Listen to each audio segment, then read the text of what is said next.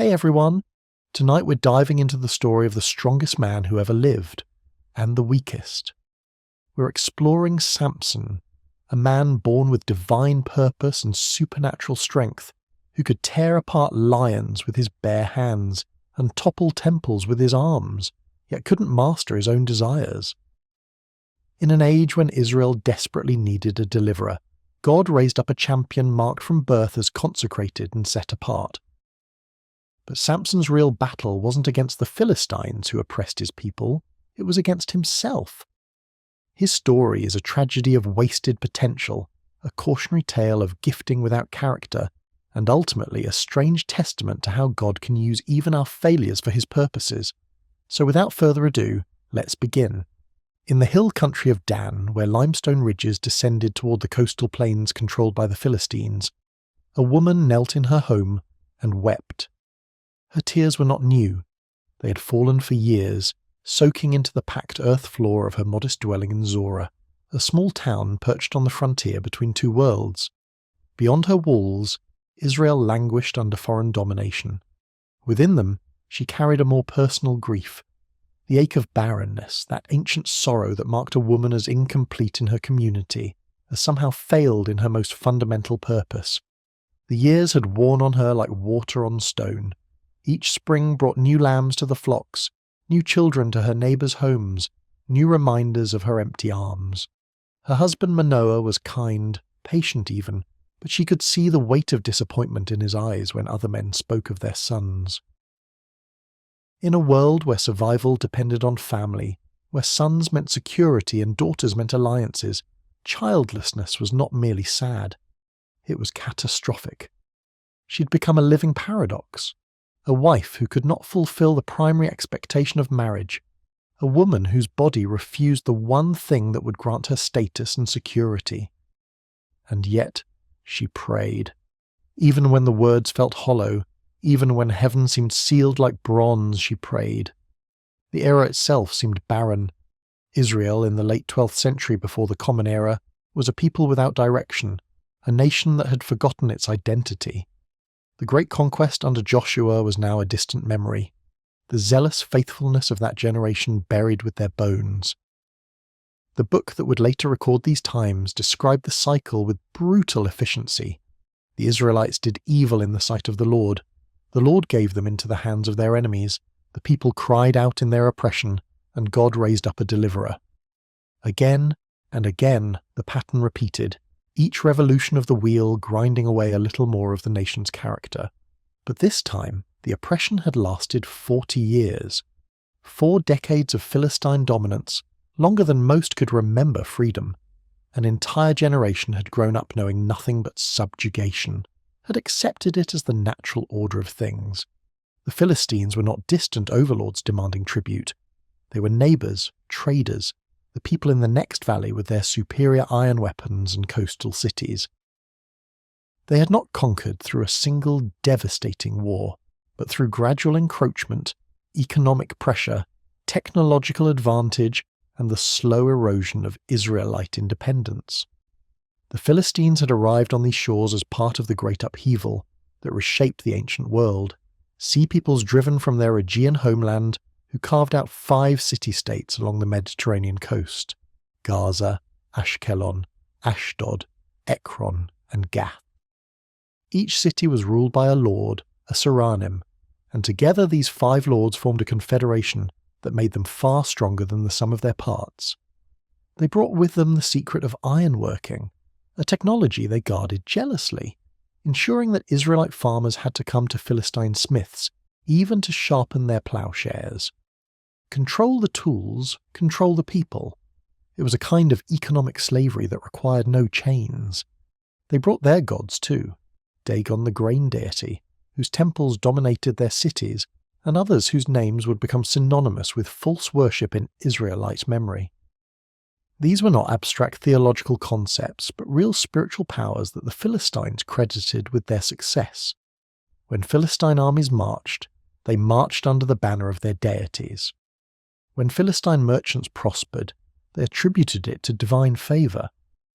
The conflict between Israel and Philistia was not merely political or economic, it was cosmic.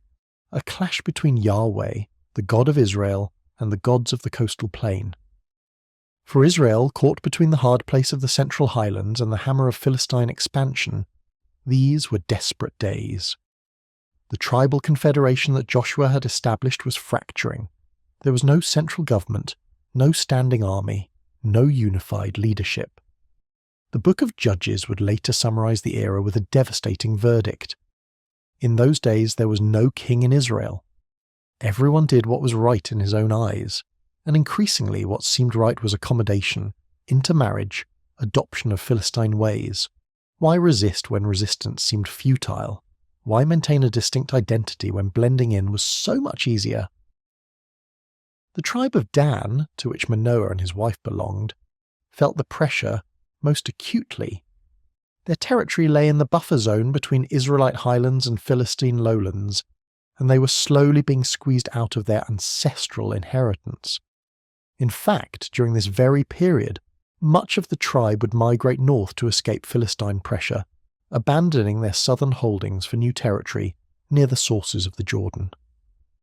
Those who remained, like Manoah's family, lived with daily reminders of their subjugation.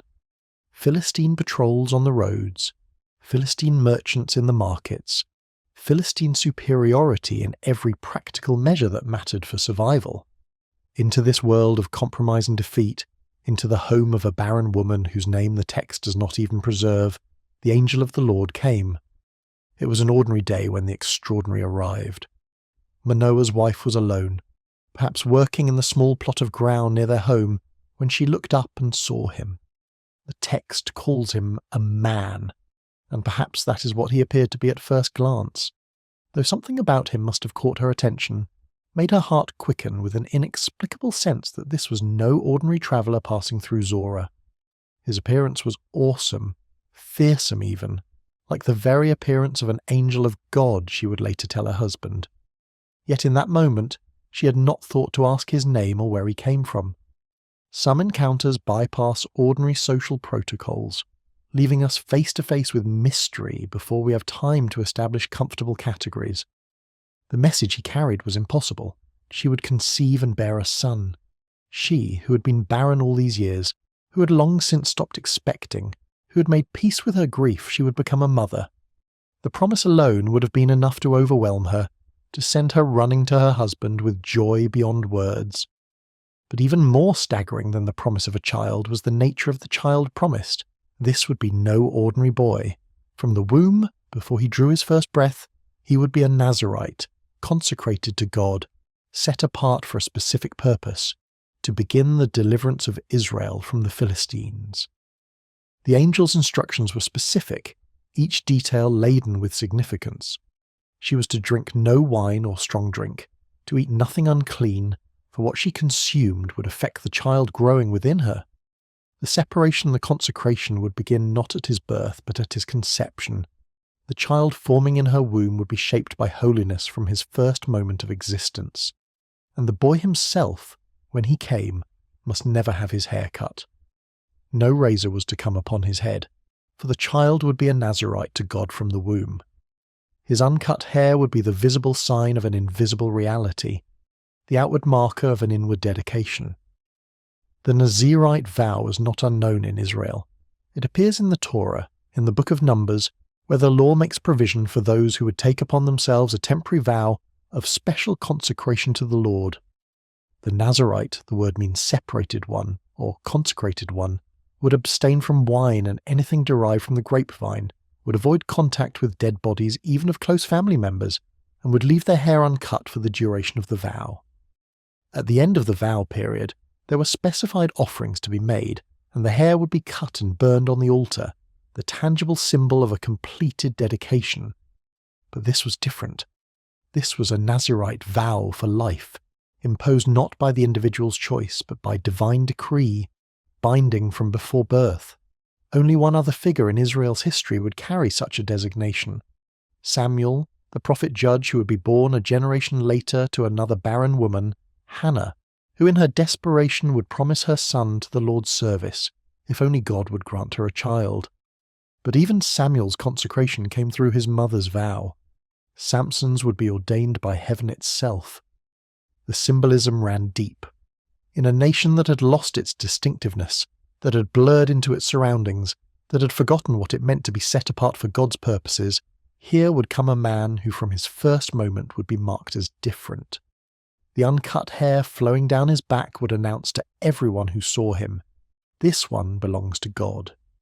The abstention from wine, that symbol of settled agricultural life, of celebration and social cohesion, would mark him as one who could not fully participate in ordinary pleasures. The avoidance of corpse contamination would remind him constantly that he was set apart for life, not death, for purity, not defilement, and his mission? To begin, not complete, but begin, the deliverance of Israel from the Philistines. 40 years of oppression would not end in a moment. The liberation of a people required more than one man's strength, but it had to start somewhere, with someone, and that someone would be the son of this barren woman in this small frontier town. She ran to find her husband. We can imagine her breathless arrival, her tumbling words trying to explain what had happened, what had been promised. Manoah listened to his wife's account, and his response tells us something about his character. He did not dismiss her story as a fantasy, did not suggest she had suffered from too much sun, or that grief had disordered her mind. Instead, he prayed. "O Lord," he pleaded, "please let the man of God whom you sent come to us again and teach us what we are to do with the child who will be born." It was a prayer of faith wrapped in humility. Manoah believed the promise, but he recognized his own inadequacy. How does one raise a child marked by God from before birth? What does it mean to parent a Nazarite? To steward a calling that exceeds your understanding? The request was simple. Teach us. Show us. We need help. It was the prayer of a man who knew that receiving a miracle was one thing, raising one was quite another. God answered. The angel appeared again, and this time he came first to the woman, who was again in the field, alone with her thoughts and her wonder. When she saw him, she did not linger to converse, but ran quickly to get her husband. "Behold, the man who came to me the other day has appeared to me," she said. And Manoah rose and followed his wife to meet this mysterious visitor who had promised them a son. When Manoah arrived, he asked the questions that any father-to-be would ask, questions both practical and profound. Are you the man who spoke to this woman? First, establish identity. Then, when your words come true, what is to be the child's manner of life and his mission? The Hebrew is rich here. Literally, what will be the rule of the boy in his work? How should he live and what will he do? What are the parameters of this calling you have announced? The angel repeated the instructions, but notice what he emphasized. Everything concerning the vine she must avoid. No wine or strong drink, nothing unclean. The dietary restrictions continued to center on the mother even in this second encounter, emphasizing that the consecration began in the womb, that this child's separation to God would be woven into his very formation. The boy who would be born was already being shaped by holiness, his cells forming in an environment of dedication. Manoah, still not fully grasping whom he was addressing, offered hospitality. "Please let us detain you and prepare a young goat for you." It was the natural response of an ancient Near Eastern host, the expected courtesy to an honoured guest. To share a meal was to establish relationship, to create bonds of obligation and mutual respect. But the angel redirected the impulse. "If you detain me, I will not eat of your food. But if you prepare a burnt offering, then offer it to the Lord. Worship, not hospitality. Sacrifice, not social pleasantries." The distinction mattered. This was not a transaction between equals, not a human relationship governed by the rules of reciprocity. This was an encounter with the divine. Even then, Manoah did not fully understand. "What is your name?" he asked, "so that when your words come true, we may honour you." It was a reasonable question, a desire to know whom to thank when the promised child arrived. In the ancient world, names carried power, conveyed essence. To know someone's name was to have a claim on them, a way of establishing connection. But the angel's answer revealed the vast gulf between the human and the divine. Why do you ask my name, seeing it is wonderful? The Hebrew word is Pele, a term reserved for things that exceed human comprehension, that belong to a realm beyond ordinary understanding. This was no messenger who could be categorized, filed away, made manageable by being named. This was mystery itself, standing before them in the fading light. Manoah prepared the offering, a young goat with a grain offering, and offered it on a rock to the Lord. And as the flame went up from the altar toward heaven, the angel of the Lord went up in the flame while Manoah and his wife watched. The smoke curled upward, carrying the sacrifice skyward, and in the midst of the smoke and flame the angel ascended. They fell on their faces to the ground, and in that moment Manoah understood.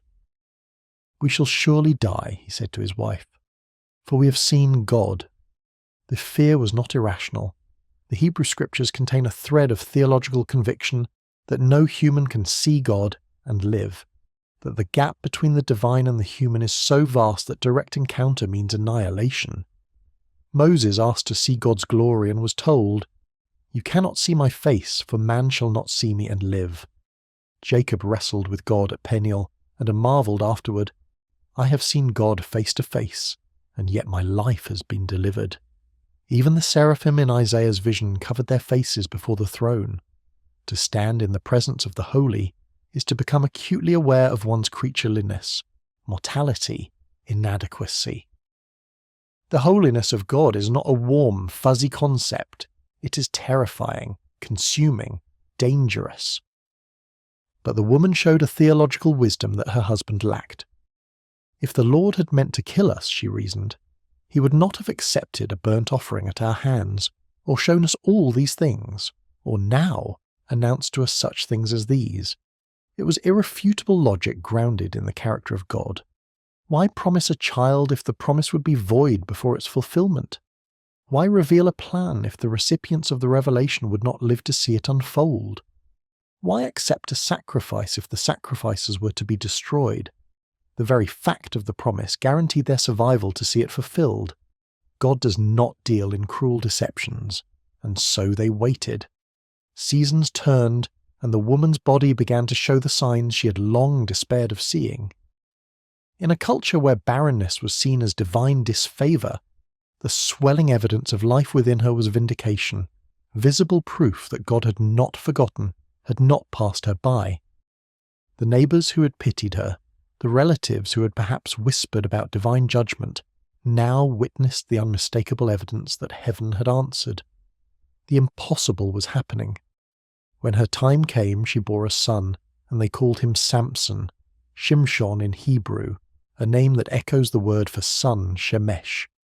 Was it a reference to the solar imagery that Philistines associated with their gods? A declaration that Israel's God would outshine the foreign deities? Or perhaps an acknowledgement that this child would blaze across Israel's sky with fierce, consuming brightness? The text does not explain the name's significance, but it would prove apt. Like the sun, Samson would rise with power, dominate the sky at his zenith, and set in spectacular fashion, leaving darkness in his wake. The boy grew. Those simple words carry years of ordinary moments, of a mother teaching her son to walk, of a father instructing him in the ways of their people, of childhood's scraped knees and boyhood questions. But there was nothing ordinary about Samson's childhood. His hair, never cut, must have grown long down his back, marking him as different from every other boy in Zorah. As he played with other children, as he learned the skills that Israelite boys learned, tending flocks, working fields, navigating the complex social world of a frontier community, he carried on his body the visible sign of his consecration, and the Lord blessed him. Again, the text is spare with details, but the blessing of God on a child meant vitality, strength, growth in wisdom and stature. It meant a life lived under divine favour, doors opening, opportunities presenting themselves, a sense that providence was at work. For Samson, it meant something more. The beginning of supernatural physical strength, the first stirrings of a power that would become legendary. Perhaps it showed first in innocent ways. A boy who could lift stones that grown men struggled with, who could run faster and jump higher than any of his peers, whose grip on a shepherd's staff was like iron. As he grew toward manhood, the Spirit of the Lord began to stir him. The Hebrew verb is pam, which suggests agitation, a troubling, a disturbance, even a beating or pounding. It was not a gentle leading, but an internal turbulence, a divine restlessness. It happened at Mahane Dan, the camp of Dan, a place between Zorah and Eshtaol. The location itself was significant. It was there that the Danite scouts had camped before migrating north to escape Philistine pressure, and it would become associated with the tribe's failure to possess their full inheritance. In this place of incomplete conquest, the spirit began to move in Samson. Something was awakening in the young man, a restlessness, an awareness that he was meant for more than tending his father's fields. The Spirit of the Lord was preparing him, troubling his peace, making him discontent with the ordinary oppression that his people had accepted as normal. For 40 years, Israel had lived under Philistine domination. For 40 years, they had accommodated, compromised, and adapted. But the child of promise was coming of age, and with him, the possibility that things might change. But from the very beginning, there were signs of trouble. The same vow that set Samson apart for God would become the source of tragic irony throughout his life. He was called to be separate, but he would constantly seek integration with the very people he was meant to drive out. He was marked as holy, but he would repeatedly defile himself. The Nazirite was forbidden to touch a dead body, yet Samson would wade through corpses of his own making. The Nazirite was forbidden wine, yet Samson would feast at a wedding where wine flowed freely. The Nazirite was to maintain his consecration, yet Samson would entangle himself with foreign women who would lead him toward his destruction. The contradictions were present from the start, written into the very terms of his calling. He was to begin the deliverance of Israel from the Philistines, yet he would be drawn repeatedly to Philistine women, compromising his mission through his desires. The very people he was meant to fight he could not resist. The enemy was not just out there, in the Philistine cities along the coast. It was in here, in the ungoverned appetites of his own heart. Yet none of that was fully apparent yet. As the boy grew into a young man, as his frame filled out with muscle that seemed too dense for human flesh, as his strength became prodigious and his reputation began to spread, as his hair continued to grow in fulfillment of his Nazirite status, there was still hope. He was the child of promise, born to a barren woman through divine intervention, marked from before birth for a special purpose, blessed by the Lord and stirred by his Spirit. The potential was there. The calling was clear. The destiny awaited. What remained to be seen was whether the strongest man Israel would ever know could master the one opponent that no amount of physical strength could defeat, himself. The stage was set. The deliverer had arrived. And in the distance, on the coastal plains where Philistine cities gleamed in the Mediterranean sun, the enemy went about their business, unaware that everything was about to change. The road from Zorah down to Timnah wound through the Sorek Valley, descending from the limestone hills of Judah toward the coastal plains where Philistine settlements clustered. It was a journey of only a few miles, but it crossed an invisible boundary far more significant than mere geography. To travel from Zorah to Timnah was to leave the world of Israel and enter the world of the enemy, to pass from the rough-hewn simplicity of highland villages into the more sophisticated culture of the coast. And it was on this road that Samson's story truly began, not with a divine vision or a prophetic commission, but with a woman. He saw her in Timnah, and she pleased him. The text is matter-of-fact about it, almost clinical in its brevity. But those words carry the weight of destiny turning on a hinge. Samson, the Nazirite consecrated from birth to deliver Israel from the Philistines, looked at a Philistine woman and desired her. What he felt might have been love, or more likely the intense infatuation of a young man encountering beauty for the first time. But whatever the emotion, it was powerful enough to override everything he had been raised to be, everything his calling demanded. He went back up to Zorah and announced to his parents, "I saw a woman in Timnah, one of the daughters of the Philistines. Now get her for me as my wife." There was no request in his words, No consultation, no seeking of counsel. Just a demand born of desire. His father and mother tried to reason with him. Is there not a woman among the daughters of your relatives, or among all our people, that you must go to take a wife from the uncircumcised Philistines? The question carried layers of meaning. Theological concerns, certainly. The law forbade marriage to the Canaanite peoples who might lead Israel astray into idolatry. But also practical concerns. Marriage was alliance. An alliance with Philistines meant entanglement with the very power that oppressed them. But Samson was unmoved. Get her for me, for she is right in my eyes. The phrase echoes ominously. In a book that repeatedly condemns Israel for everyone doing what was right in their own eyes, Samson embodied that spiritual lawlessness. He saw, he wanted, he demanded. The pattern that would define and ultimately destroy him was already evident. Yet the text adds a startling parenthetical observation. His father and mother did not know that it was from the Lord, for he was seeking an opportunity against the Philistines. Here was the first great paradox of Samson's life. His choice was selfish, driven by appetite rather than obedience. Yet somehow, mysteriously, God was working even through Samson's disobedience to accomplish his purposes. The Lord was seeking an opportunity against the Philistines, and he would use Samson's weakness for foreign women as the catalyst for conflict. It was not that God approved of Samson's choice. The narrative never suggests that, but rather that God's sovereignty is so vast that he can work even through human failure to accomplish his plans. So Samson went down to Timnah with his father and mother to arrange the marriage. The journey took them through the vineyards that terraced the hillsides, and it was there, in the midst of those grapevines that a Nazirite should never touch, that Samson encountered the lion. It came at him suddenly, a young lion roaring as it charged. Lions still roamed the Jordan thickets and the hill country in those days, apex predators whose presence was both feared and respected. For an ordinary man, such an encounter meant almost certain death.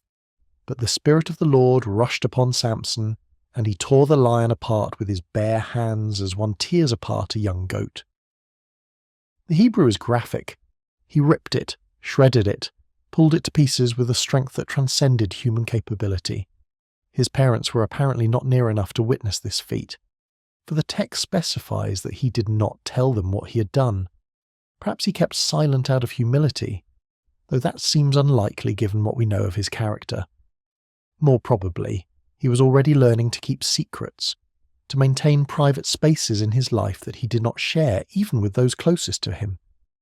The pattern of concealment, of living a divided life, was taking root. He went on to Timnah, spoke with the woman, and she continued to please him. The arrangements were made. But some time later, when he returned to take her as his wife, he turned aside to see the carcass of the lion he had killed. And there, in the desiccated remains of the beast, bees had made a nest. There was honey in the lion's carcass, and Samson scraped it out into his hands and ate as he walked, sharing it with his parents without telling them where it came from. The moment is crucial, though easily overlooked. In taking honey from the dead lion, Samson violated his Nazirite vow. A Nazirite was forbidden to touch a dead body, to contaminate himself with death. Yet here he was, not merely touching the carcass, but reaching into it, scraping out honey, consuming it, and giving it to his unsuspecting parents to eat. The consecration that was supposed to define him from birth was already compromised, and the compromise came from his own hand. But the honey would become the basis for a riddle, and the riddle would set in motion a chain of violence that would mark Samson's entire career. When they arrived in Timnah for the wedding feast, Samson's presence created a problem for the Philistines. The text says they provided 30 companions for him, but the Hebrew word can also mean guards or watchers. Were they friends or keepers? Given what followed, they were likely young Philistine men assigned to keep an eye on this unusually strong Israelite who had come into their territory. The wedding feast was to last 7 days, as was the custom, and it would have involved abundant wine and celebration. For Samson to participate in such a feast was itself a violation of his Nazirite vow, though the text does not explicitly say he drank wine. But the atmosphere alone, The revelry, the excess, the Philistine environment represented a world away from the consecration his vow demanded. On one of those days, Samson posed a riddle to the 30 companions. "Let me now put a riddle to you," he said. "If you can tell me what it is within the 7 days of the feast and find it out, then I will give you 30 linen garments and 30 changes of clothes. But if you cannot tell me what it is, then you shall give me 30 linen garments and 30 changes of clothes." They agreed to the wager, and Samson spoke his riddle. Out of the eater came something to eat. Out of the strong came something sweet. It was an impossible riddle, based as it was on a private experience that no one else could possibly know. There was no way to solve it through logic or knowledge or clever thinking. Only someone who knew what Samson had done, killing the lion and taking honey from its carcass, could answer it. The riddle was less a test of wit and more an expression of Samson's arrogance, his delight in possessing secret knowledge that others could not access. For 3 days, the Philistine companions struggled with the riddle, turning it over in their minds, trying every interpretation. But by the 4th day, they realized they would never solve it through reasoning alone. So they turned to Samson's bride with a threat that revealed the violence simmering beneath the surface of this wedding celebration. "Entice your husband to tell us what the riddle is, lest we burn you and your father's house with fire. Have you invited us here to impoverish us?" The threat was not idle. These men were serious, and Samson's bride knew it. She went to him weeping. "You only hate me. You do not love me. You have put a riddle to my people, and you have not told me what it is." Samson's response was cold. "Behold, I have not told my father nor my mother, and shall I tell you?" But she persisted, weeping before him for the remaining days of the feast, and finally, on the 7th day, worn down by her tears and accusations, he told her the answer, and she immediately told it to her people. On the 7th day, before the sun set, the men of the city came to Samson with their answer. "What is sweeter than honey? What is stronger than a lion?" They had solved the riddle, but only through betrayal. Samson knew immediately what had happened. "If you had not ploughed with my heifer," he said bitterly, "you would not have found out my riddle." The metaphor was crude, reducing his wife to livestock, but it revealed the depth of his anger. He had been betrayed by the woman he desired, manipulated by the Philistines, and now he owed a debt he had no intention of paying through honest means. The Spirit of the Lord rushed upon him, and he went down to Ashkelon, one of the 5 great Philistine cities on the coast. There he struck down 30 men, took their spoil, and gave the garments to those who had solved the riddle. The violence was shocking in its intensity and its scope. These 30 men in Ashkelon had nothing to do with the wedding feast in Timnah. They were innocent of any offence against Samson, but they were Philistines, and Samson's anger needed victims. He killed them, stripped them, and used their clothing to pay his wager. Then, burning with anger, he went back up to his father's house, leaving his bride behind. The marriage that had begun with such promise ended before it was consummated, and Samson's wife was given to one of the companions who had attended him at the feast. The rejection was complete. Some time later, during the wheat harvest, Samson's anger had cooled enough that he decided to visit his wife, bringing a young goat as a gift, but her father would not let him enter. "I really thought that you utterly hated her," the father explained, "so I gave her to your companion. Is not her younger sister more beautiful than she?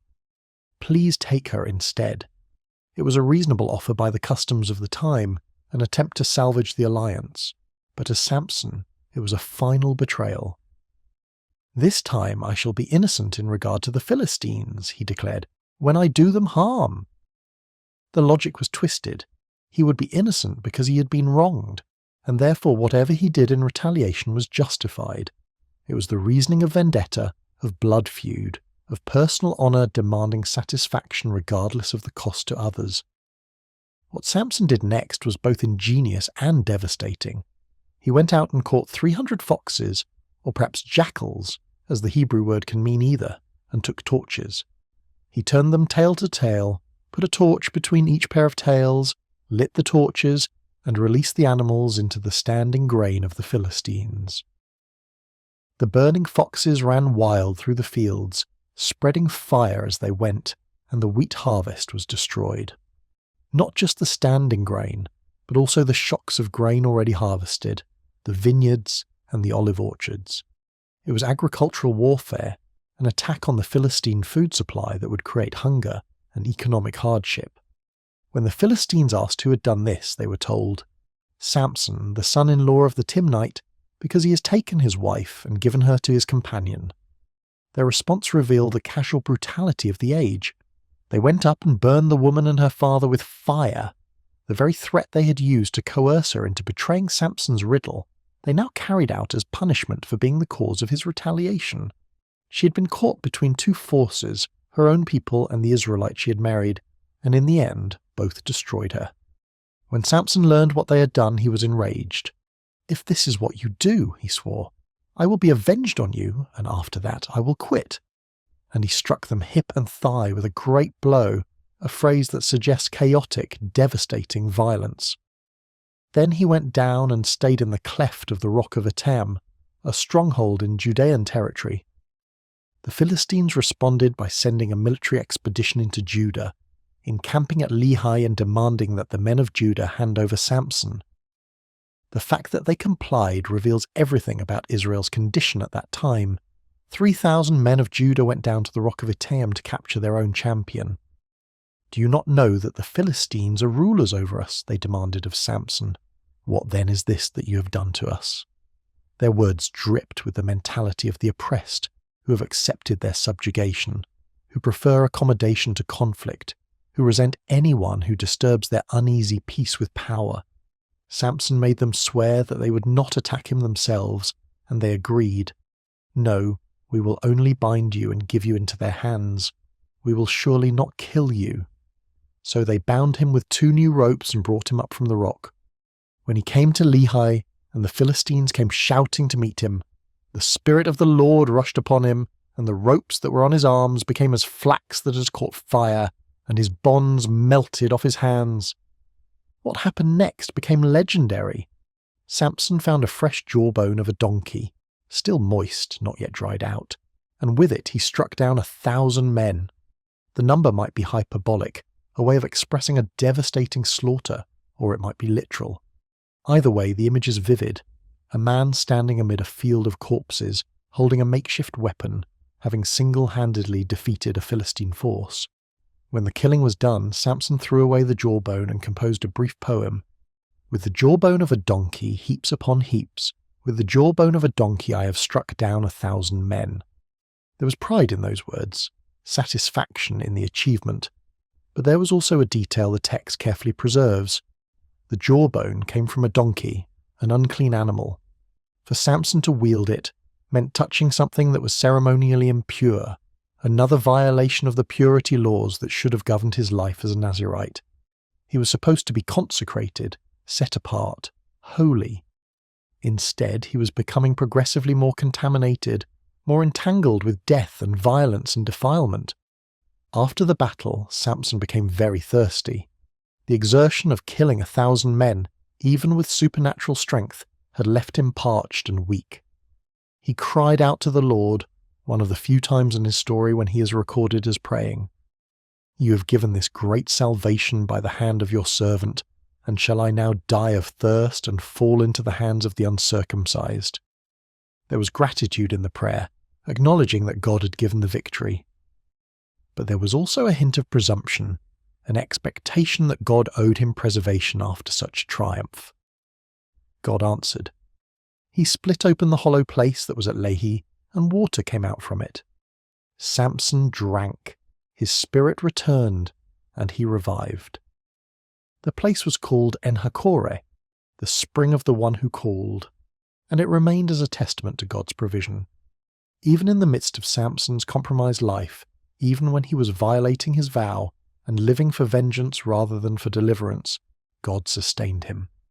The relationship between them was complex, not the simple transaction of obedience rewarded and disobedience punished. The text adds, almost as an afterthought, that Samson judged Israel in the days of the Philistines for 20 years. 20 years. 2 decades during which this man of immense strength and compromised character served as a judge over Israel. What did that judgeship look like? The text gives us only glimpses, moments of crisis and conflict, but 20 years suggests a longer, more complex story than what we are shown. There must have been periods of relative peace, times when Samson's mere presence deterred Philistine aggression, moments when his strength benefited his people, even if his character remained flawed. One of those glimpses comes with the incident at Gaza. Samson went down to Gaza, one of the 5 major Philistine cities, and there he saw a prostitute and went into her. The text does not moralize or explain, just states the fact baldly. The Nazirite consecrated to God, the judge of Israel, sought out a prostitute in enemy territory. It was an act of reckless self-indulgence that showed how far Samson's appetites controlled him. The Gazites heard that Samson had come, and they surrounded the place and set an ambush for him all night at the gate of the city. They said to one another, "Let us wait until the light of the morning, then we will kill him." It was a sound plan. The city gates would be shut and guarded, and when dawn came they would spring their trap. But Samson lay with the prostitute only until midnight. Then he arose, and he seized the doors of the gate of the city and the 2 posts and pulled them up, bar and all, and put them on his shoulders and carried them to the top of the hill that is in front of Hebron. The feat was astonishing. The gates of an ancient city were massive structures, made of heavy timbers reinforced with bronze or iron, set in stone posts embedded deep in the ground. To tear them loose required strength beyond calculation, but to carry them, doors, posts, bar and all, on his shoulders for miles, uphill, to the top of the ridge facing Hebron, was a display of power that defied explanation. Hebron was nearly 40 miles from Gaza, a journey that would take days even without carrying a massive burden. Whether Samson carried the gates the entire distance, or simply to a hill overlooking Gaza that was in the direction of Hebron, the point was made. Samson could not be contained, could not be trapped, could not be stopped by ordinary means. But the incident also revealed the pattern that defined his life. He went into enemy territory, indulged his appetites, escaped through overwhelming strength, and humiliated his enemies in the process. There was no strategy, no larger purpose, no plan for the systematic liberation of Israel, just individual acts of strength, personal vendettas, and demonstrations of power that amazed but did not deliver. The Philistines had learned an important lesson. They could not defeat Samson through direct confrontation. His strength was too great, his resourcefulness too formidable. If they wanted to neutralize him, they would need a different approach. They would need to attack not his body but his heart, to use his own desires against him. They would need to find someone he loved, someone he would trust, someone who could discover the secret of his strength. They would need a woman named Delilah. For 20 years Samson had judged Israel. For 20 years his strength had kept the Philistines at bay, creating a kind of stalemate that prevented outright conquest, even if it did not bring true freedom. For 20 years he had lived with the contradiction at the centre of his life, called to be separate yet constantly seeking integration, marked as holy yet repeatedly defiled, given supernatural strength yet unable to master his own desires. The cycle could not continue forever. Strength without discipline, power without wisdom, gifting without character, these combinations inevitably lead to disaster. Samson had shown what he could do with his hands. What remained to be seen was whether he had the strength of character to match the strength of his body. And as the years passed and his reputation grew and his exploits became the stuff of legend, the real test was approaching. Walking toward him from the valley of Sorek carrying a name that meant delicate or languishing. Her name was Delilah, and she would prove to be the one opponent Samson could not defeat. To understand the full tragedy of Samson, one must understand what it meant to be a judge in Israel, and how profoundly Samson failed to embody that calling even as he fulfilled it. The judges were not primarily judicial figures in the modern sense, though they did settle disputes and render verdicts. They were deliverers, charismatic leaders raised up by God in moments of national crisis to save Israel from the consequences of their own apostasy. The pattern repeated itself across generations with grim predictability. Israel would abandon the Lord and serve the gods of the surrounding nations. God would give them into the hands of their enemies as judgment. The people would cry out in their oppression, and God in his mercy would raise up a judge to deliver them. These judges were military leaders, yes, but they were also spiritual figures whose authority came not from lineage or election, but from divine anointing. The great judges before Samson had been men and women of remarkable character, however flawed. Deborah possessed wisdom and prophetic insight, sitting under her palm tree as all Israel came to her for judgment. When the moment came for military action against Jabin, king of Canaan, she did not grasp for personal glory but accompanied Barak, and together with Jael, they secured victory. Her leadership was collaborative, strategic, and pointed consistently toward God as the true deliverer. Gideon, despite his initial reluctance and his flaws that emerged later, demonstrated faith that could see past impossibility. When God called him to deliver Israel from the Midianites, he led an army that God systematically reduced from 32,000 to 300, so that no one could attribute the victory to human strength. The strategy was brilliant. A nighttime raid with torches and trumpets that threw the Midianite camp into chaos, and it succeeded because Gideon, for all his doubts, ultimately obeyed. Even in his failures, the golden ephod he made that became a snare, his many wives and the violent son they produced, Gideon's story contained moments of genuine humility and faith. Jephthah, born of a prostitute and rejected by his brothers, became a judge through his military prowess and his tragic vow. His story is painful, marked by a rash oath that cost him his daughter, but even Jephthah showed more strategic thinking than Samson would ever display. He negotiated before he fought, sent messengers to explain Israel's historical right to the disputed territory, and only when diplomacy failed did he go to war. His victory over the Ammonites was decisive and brought peace for a generation. These judges, whatever their flaws, shared certain characteristics. They led armies, not just themselves. They acted on behalf of Israel, not merely for personal vendetta. They sought God's guidance before battle.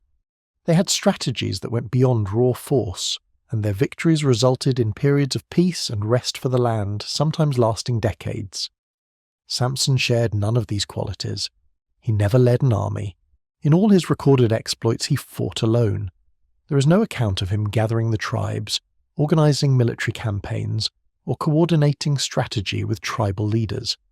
His battles were personal, spontaneous, driven by rage or desire, rather than calculated to achieve national liberation. When 3,000 men of Judah came to bind him and hand him over to the Philistines, they didn't come as his army, but as his captors. They saw him not as their deliverer, but as a troublemaker who disrupted their accommodation with Philistine rule. He never sought God's guidance before his actions. Unlike the judges who preceded him, who inquired of the Lord before battle, who waited for divine direction, who acted in concert with prophetic word, Samson simply did what seemed right to him in the moment. He saw a woman and wanted her. He was betrayed and sought revenge. He was insulted and retaliated. The pattern was always reactive, never proactive, always personal, never corporate, always about Samson's honor, never about Israel's freedom. His victories brought no lasting peace. After Gideon defeated the Midianites, the land had rest for 40 years. After Deborah and Barak defeated Sisera, the land had rest for 40 years. But after Samson's exploits, there was no rest, no peace, no change in the fundamental situation. The Philistines continued to rule over Israel. The oppression continued. Individual Philistines died, but the Philistine threat remained undiminished. Samson's 20-year judgeship was not a period of liberation, but a prolonged stalemate, his strength sufficient to prevent total subjugation, but insufficient, or perhaps misapplied, to achieve actual freedom. Most tellingly, there is no record of Samson ever seeking the Lord except in moments of personal need. When he was thirsty after slaughtering the 1,000 men with the donkey's jawbone, he cried out to God for water. But there is no prayer before battle, no seeking of divine strategy, no consultation with priest or prophet. His relationship with God seems entirely utilitarian. He received supernatural strength in moments of crisis, and he called on God when his own resources failed him. But there is no intimacy, no fellowship, no indication that Samson's life was marked by the kind of devotion to God that his Nazirite vow symbolized. The contrast between Samson's calling and his character could not be more stark. He was consecrated from birth, marked as holy, set apart for God's purposes. His uncut hair proclaimed his special status to everyone who saw him. Yet his actions consistently violated the very consecration his appearance advertised. He touched dead bodies repeatedly, the lion, the donkey's jawbone, the 1,000 corpses he created. He likely participated in feast where wine flowed freely. He consorted with prostitutes and pursued foreign women. The external sign of consecration remained, but the internal reality had long since eroded. This disconnect between symbol and substance made Samson a living embodiment of Israel's own spiritual condition. The nation had been chosen by God, given the law, established as a people set apart from the nations. They had the external markers of covenant relationship: circumcision, the tabernacle, the priesthood, the festivals and sacrifices. But internally, they had repeatedly turned away, adopting the gods of their neighbours, intermarrying with the peoples they were supposed to drive out, doing what was right in their own eyes rather than walking in obedience to the Lord. Just as Israel maintained the form of their special calling while abandoning its substance, so Samson maintained his Nazirite hair while violating every principle the vow represented. He was a walking contradiction, and in that sense he perfectly represented the people he was called to deliver. They were content with external religion divorced from internal reality. So was he. They accommodated themselves to Philistine domination rather than fighting for freedom. So, in his way, did he. His attraction to Philistine women represented a kind of spiritual and cultural accommodation, even as his violence against Philistine men created the illusion of resistance. The book of Judges itself provides the theological framework for understanding Samson's failure. Throughout the book, a refrain appears with increasing frequency. In those days there was no king in Israel. Everyone did what was right in his own eyes. The statement is both descriptive and diagnostic. Without centralized leadership, without a unifying authority, without a shared commitment to God's law, the nation fractured into competing tribal interests and individual agendas. Moral relativism replaced covenant faithfulness. Personal desire trumped communal obligation. Samson embodied this individualism taken to its extreme. He had no accountability structure, no elders to whom he answered, no prophetic voice to guide him. He was a one-man show, accountable to no one but himself, and even his parents could not dissuade him when he set his mind on something. The same independence that made him a formidable fighter made him an ineffective leader. You cannot build a nation on raw strength alone. You cannot create lasting change through individual heroics. Liberation requires more than spectacular victories. It requires organization, strategy, sacrifice, and the willingness to subordinate personal desires to communal good. These were all qualities Samson lacked. Consider his marriage to the Timnite woman. A judge of Israel marrying a Philistine woman should have been a strategic alliance, carefully negotiated to create political advantage, to build bridges between peoples, to advance the cause of peace or create opportunities for intelligence gathering. Instead, it was pure personal desire. She is right in my eyes. When it fell apart, as it inevitably did, the result was not political repositioning but agricultural terrorism. Burning the Philistine grain fields hurt the common people far more than it hurt the Philistine lords. It was the kind of action that might satisfy personal rage but does nothing to advance strategic goals. Or consider the incident with the jawbone at Lehi.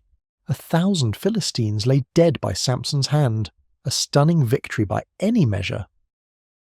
But what happened next? Did Samson press the advantage? Did he call the tribes together to follow up this defeat with a coordinated campaign to drive the Philistines from Israelite territory? Number. He got thirsty, drank from the miraculous spring God provided, and then apparently went home. The victory was complete in itself, unconnected to any larger purpose, unintegrated into a strategy for national liberation. The pattern held throughout his life. Spectacular demonstrations of power that led nowhere. Individual triumphs that changed nothing. Strength deployed for personal vindication rather than national deliverance. He was supposed to begin the deliverance of Israel from the Philistines, And in a technical sense he did. His exploits created fear, kept the Philistines off balance, proved that Israel's God could still raise up mighty warriors. But it was a beginning without a middle or an end, a start that never developed into sustained movement toward freedom. The tragedy deepens when we consider what might have been. Samson possessed strength that could have been harnessed for genuine deliverance. Had he combined his physical power with strategic thinking, with moral discipline, with the ability to inspire and lead others, he could have been the greatest judge Israel ever knew. Imagine Samson's strength coupled with Deborah's wisdom, or Gideon's faith, or even Jephthah's strategic acumen. Imagine if the man who could tear apart a lion and carry city gates had also possessed the character to match his calling. But he did not. And this is perhaps the most sobering lesson of Samson's life. Gifting is not the same as character. God's calling does not automatically confer God's character. Anointing does not equal holiness. The Spirit of the Lord could rush upon Samson and give him supernatural strength in a moment of crisis, but that same Spirit apparently could not, or Samson would not allow it to, produce in him the fruit of self-control, patience, wisdom, or love for his people that would have made him not just strong, but great. This disconnect between gifting and character is one of the most dangerous realities in spiritual leadership. It is possible to be greatly used by God while remaining deeply flawed. It is possible to accomplish extraordinary things in God's name while living a life that contradicts everything that name represents. It is possible to be blessed with supernatural ability while cursed with natural weakness. Samson proved all of this. The men of Judah who came to bind him and hand him over to the Philistines understood something important. Samson was not their saviour but their liability. His vendetta-driven violence provoked Philistine reprisals that made life harder for ordinary Israelites trying to survive under occupation.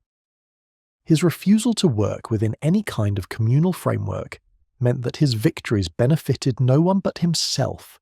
His spectacular strength masked his spiritual impotence. They were right to be frustrated with him, even if they were wrong to surrender him to the enemy. Yet for all his failures, Samson remained God's instrument. This is perhaps the most mysterious aspect of his story. God continued to empower him despite his repeated violations of his Nazirite vow. The Spirit of the Lord continued to rush upon him in moments of crisis despite his lifestyle of self-indulgence and compromise. Why? Partly because God's purposes are larger than any individual's obedience or failure. God had promised to begin the deliverance of Israel through Samson, and that promise would be kept, however imperfectly Samson fulfilled his role.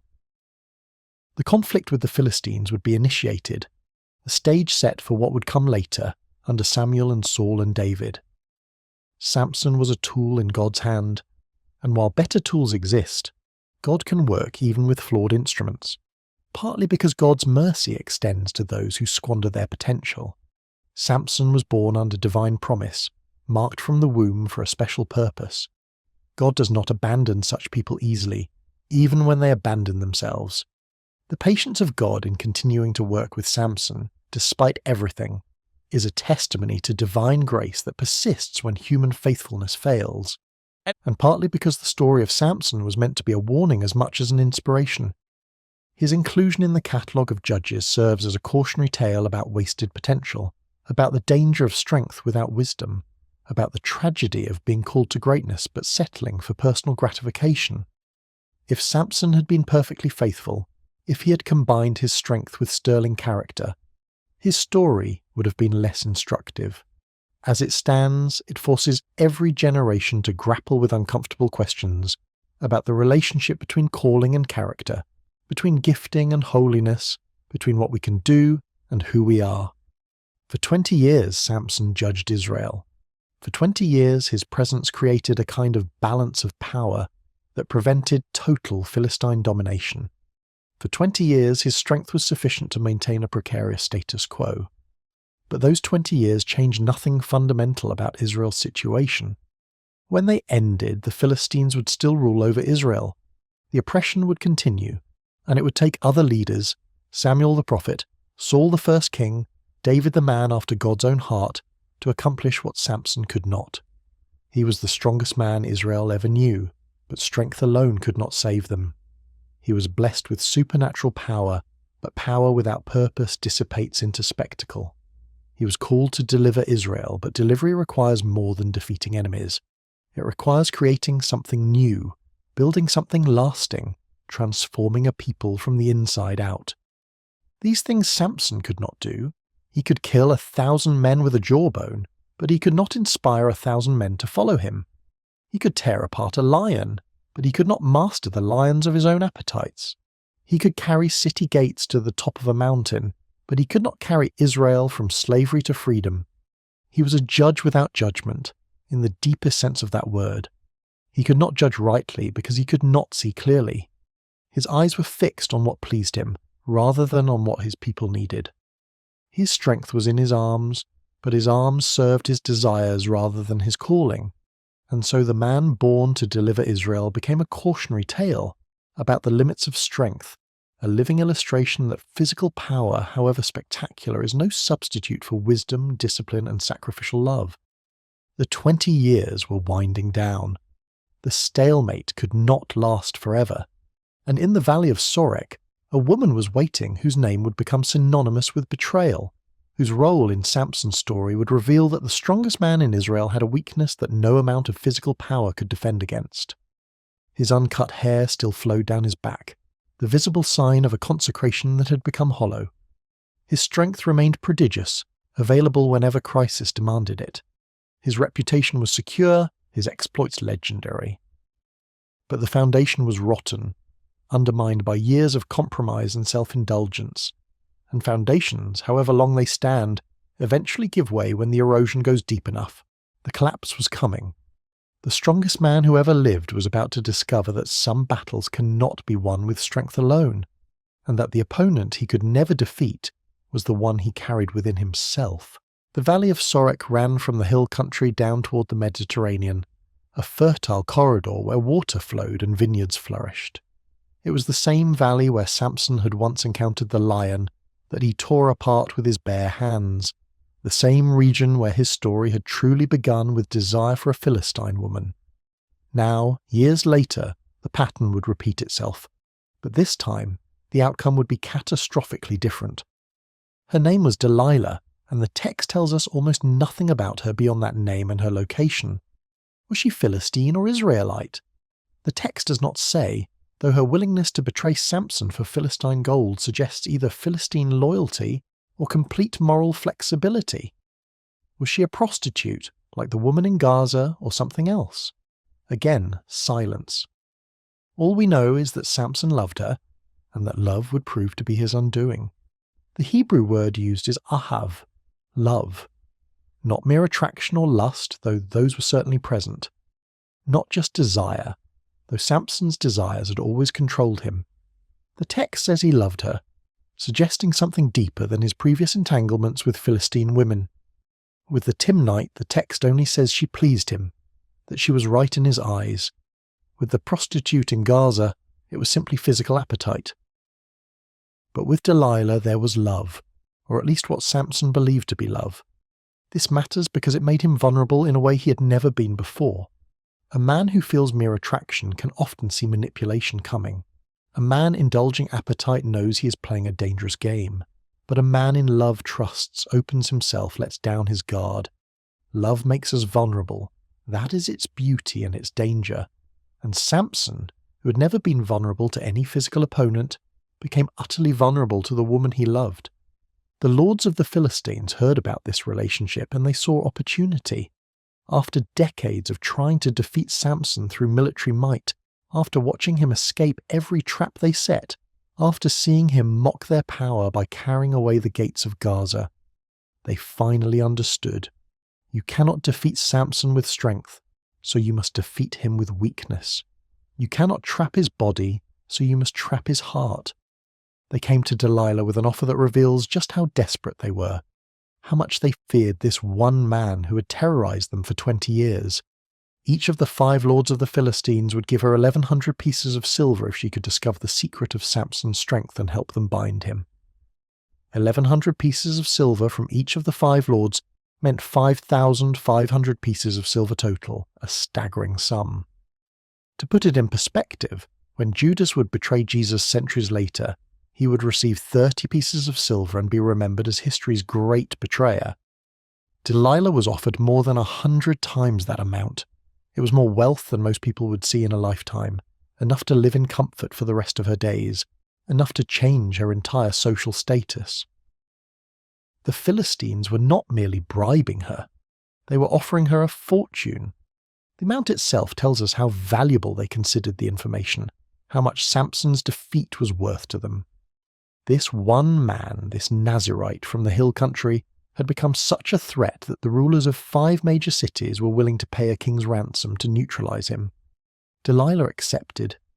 What followed was a slow dance of seduction and betrayal, a psychological game played over days or perhaps weeks. Delilah's approach was not crude or sudden. She did not immediately demand the secret of his strength. Instead, she worked gradually, using intimacy to create vulnerability, using love to lower defenses, using persistence to wear down resistance. "Please tell me where your great strength lies," she said to him, "and how you might be bound that one could subdue you." The question was direct, almost shockingly so, but it was wrapped in the language of lovers' games. She made it sound like playful curiosity, like the kind of intimate question that lovers ask each other in the dark. "Tell me your secrets. Show me who you really are. Let me know you completely." Samson's response showed that he was not entirely fooled, not yet. He lied to her, but he lied in a way that edged closer to the truth with each iteration, like a man testing boundaries, seeing how far he can go before the water gets too deep. "If they bind me with 7 fresh bowstrings that have not been dried," he told her, "then I shall become weak and be like any other man." 7 fresh bowstrings, tendons from animals still moist and flexible, not yet dried into hard cord. It was specific enough to sound plausible, but it was a lie. Delilah relayed the information to the Philistine lords, who provided the 7 fresh bowstrings. She bound Samson with them while men lay in wait in an inner chamber, ready to seize him once he was weakened. Then she called out, "The Philistines are upon you, Samson." He woke. Had he been sleeping, or merely resting, trusting her enough to let himself be bound? And he snapped the bowstrings as one snaps a thread of flax when it touches the fire. His strength remained and the secret remained hidden. But here is what is remarkable. Samson did not leave. A rational man, discovering that the woman he loved had just tried to betray him to his enemies, would have walked away. The fact that armed men were hiding in her house, waiting to capture him, should have been enough to end the relationship immediately. But Samson stayed. Perhaps he told himself it had been a test, a game, that she had not meant it seriously. Perhaps his desire for her outweighed his concern for his safety. Perhaps he believed that love could overcome betrayal, that if he just gave her what she wanted, she would finally be satisfied. Whatever his reasoning, he stayed, and Delilah tried again. "Behold, you have mocked me and told me lies," she said. The accusation itself was rich with irony. She complained about being lied to while actively trying to betray him. But Samson responded to her reproach, "Please tell me how you might be bound." The same question, asked again, pressed with the persistence of someone who will not let the matter drop.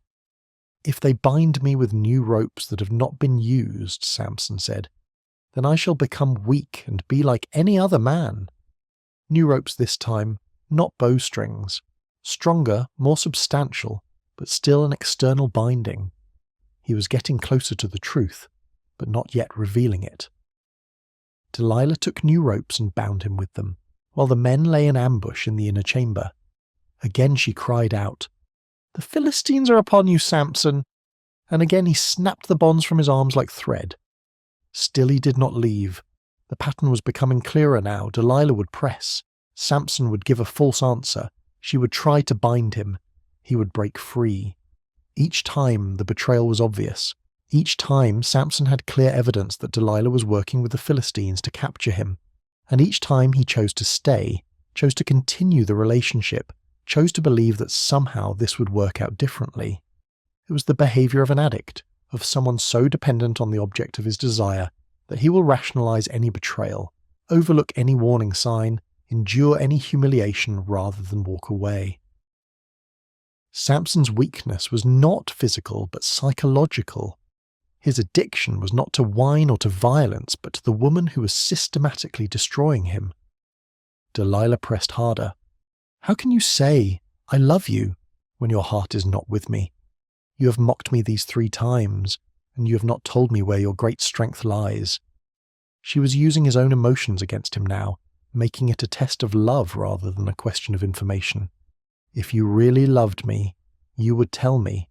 If your heart were truly with me, you would trust me with your secret." The manipulation was transparent, but to Samson, blinded by desire, it must have felt like a legitimate complaint.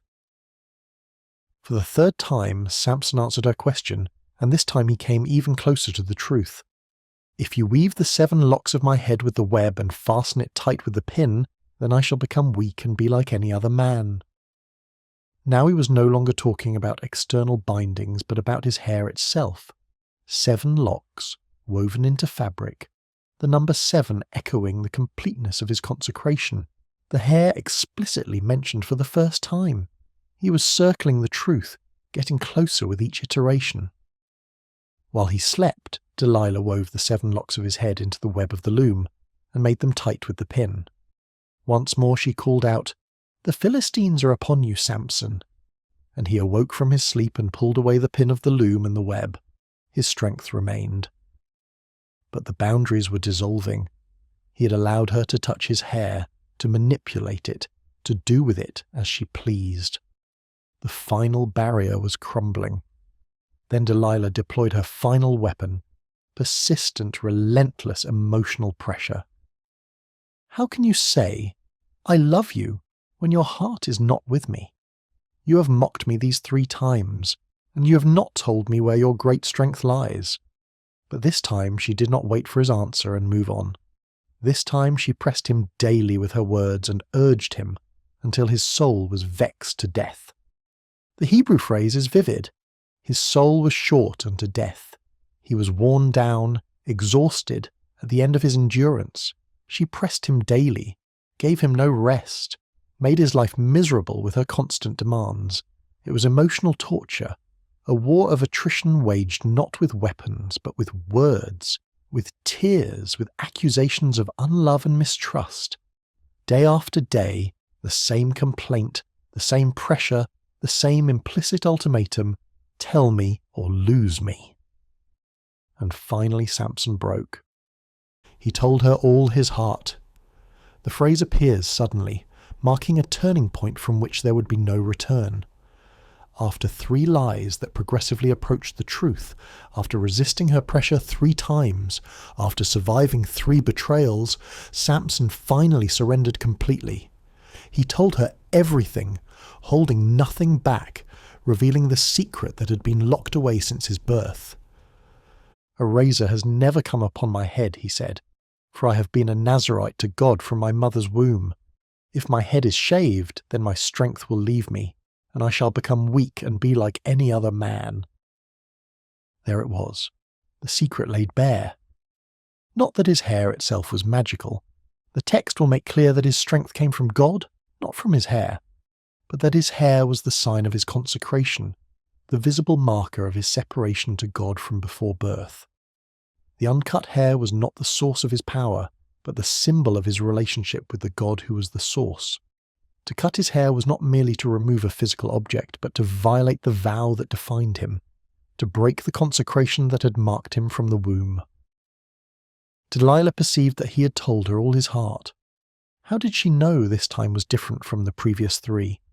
Perhaps because of the completeness of his answer, the way he traced his strength back to his birth and his Nazirite status.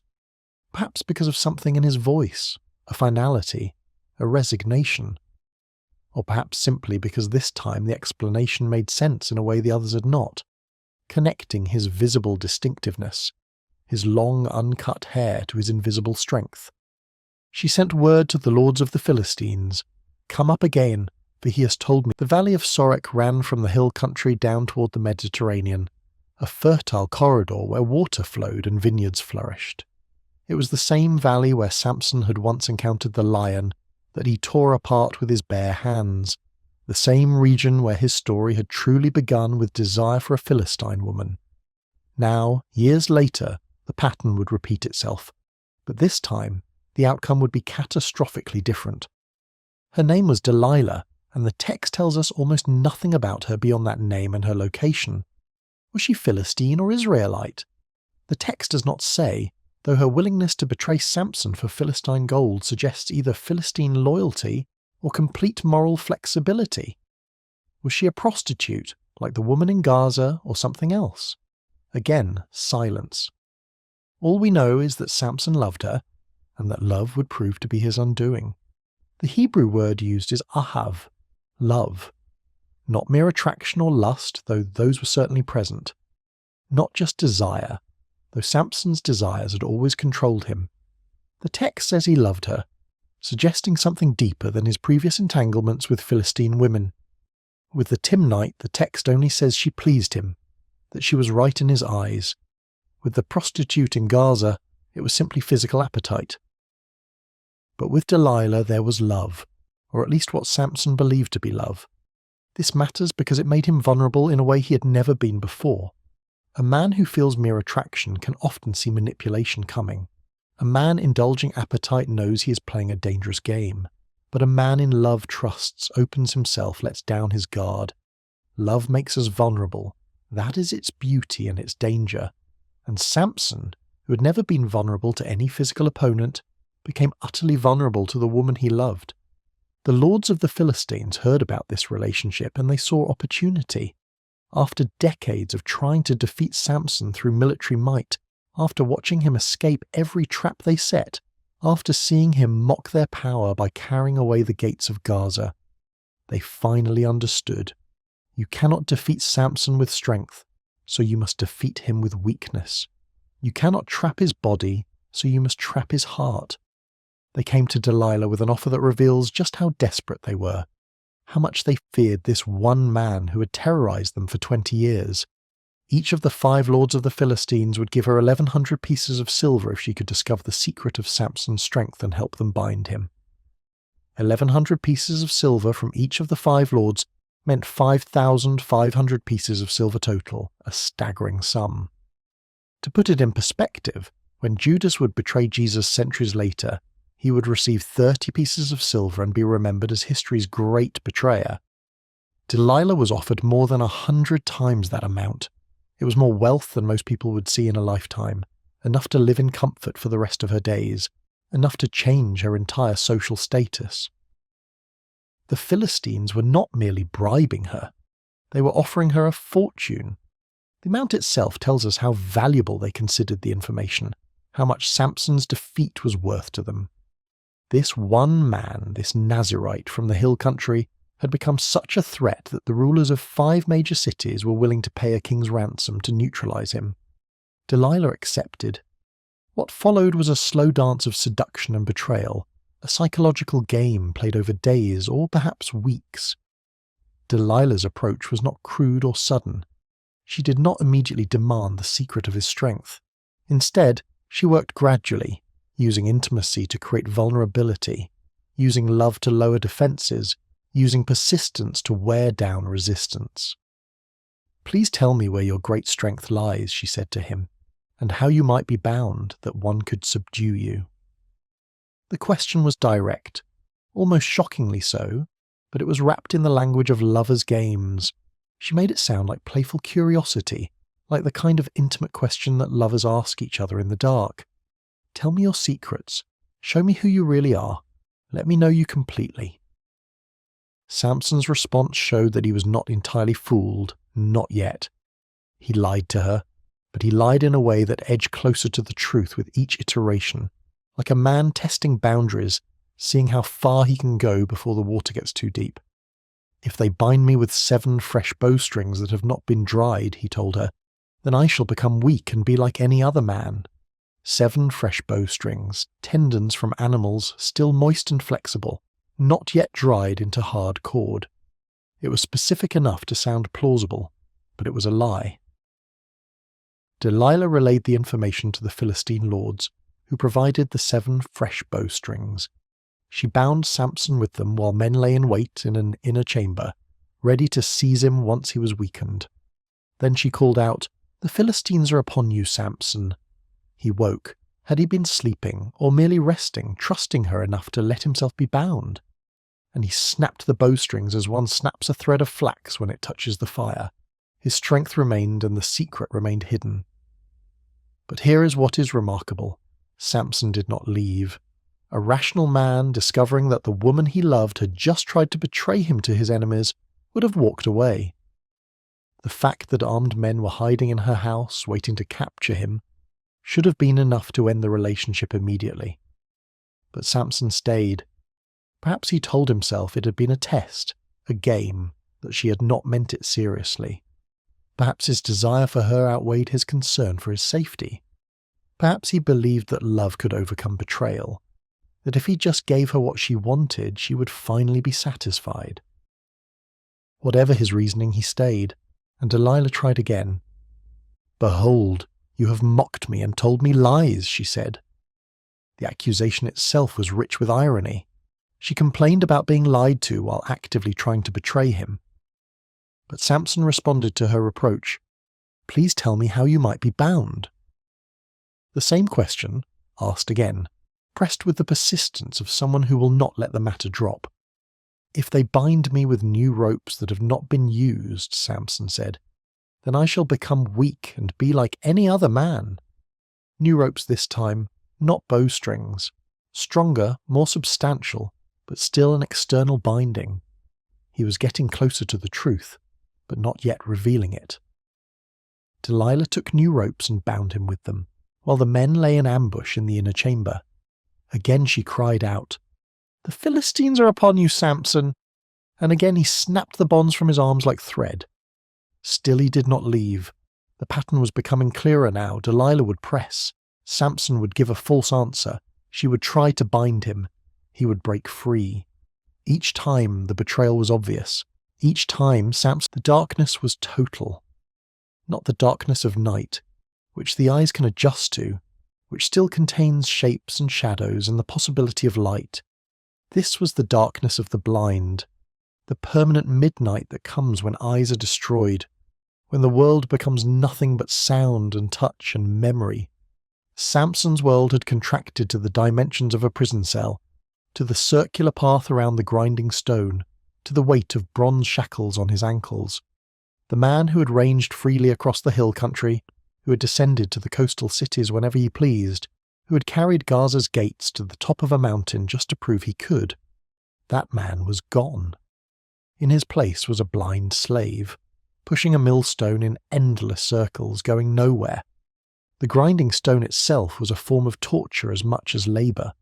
The mill was typically worked by women or donkeys, creatures of low status performing repetitive, mindless work. For Samson, the former judge of Israel, the champion whose exploits had become legend, to be reduced to this was a humiliation calculated to break his spirit as thoroughly as the Philistines had broken his body. Every revolution of the stone was a reminder of how far he'd fallen.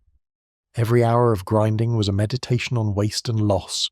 The work was also strategically chosen. It kept him busy, exhausted, unable to plot or plan. It demonstrated his complete subjugation to his captors, and it served a practical purpose. The grain that fed the Philistine cities in Gaza had to be ground, and why not use the captive Israelite champion to do it? The symbolism was perfect. The man who was supposed to deliver Israel from the Philistines now literally laboured to sustain them. But the physical labour, brutal as it was, may have been less torturous than the mental anguish. In the darkness, Samson was alone with his thoughts, and those thoughts must have been merciless. How many times did he replay the moment when he told Delilah his secret? How many times did he see her face in his memory, hear her voice pressing him to reveal himself? How many times did he wonder why he had stayed after the first betrayal, the second, the third? Why had he trusted her when every piece of evidence screamed that she was working with his enemies? The answer, of course, was desire. He had wanted her, loved her, needed her in a way that overrode every rational consideration. His strength had been legendary, but his weakness had been just as profound. He could defeat armies, but not his own appetites. He could break bronze shackles. He had, metaphorically, by breaking free from previous bindings, but he could not break free from the shackles of his own desire. And now he lived with the consequences. The Philistines had not simply captured him. They had destroyed his identity. The uncut hair that had marked him as a Nazirite was gone. The eyes through which he had seen the women who led him astray were gouged out. The strength that had defined him had departed with the Lord's presence. Everything that had made him Samson was stripped away, and what remained was just a man, broken, blind, bound. Yet the text preserves one small detail that glimmers with possibility. The hair of his head began to grow again after it had been shaved. It seems almost a throwaway observation, a simple, biological fact. Hair grows back when it is cut. Nothing supernatural about that. But in the context of Samson's story, it carried profound significance. The hair was not merely hair. It was the visible sign of the Nazirite vow, the outward marker of the consecration that set Samson apart from birth. When it was cut, his strength departed not because the hair itself was magical, but because cutting it violated the vow, broke the consecration, and resulted in God's departure. Now, as the hair grew back, the question hung in the darkness of the prison. Would the consecration be renewed? Would the vow be restored? Would the God who had departed return? The text does not say that Samson prayed during this time, does not record any explicit repentance or appeal to heaven, but the growing hair suggests something happening beneath the surface, something beyond mere biology. In the ancient world, hair was often associated with vitality, with life force, with connection to the divine. Samson's growing hair was a sign that however broken he appeared, he was not dead. Something in him remained alive, still connected to the calling that had marked him from the womb. Time passed. Days bled into weeks, weeks into months. The prison at Gaza became Samson's entire world, the grinding stone his only companion beyond his captors.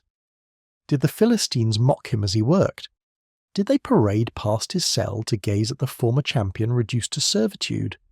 Did they recount to each other the stories of his exploits, laughing now that the threat he once posed was neutered?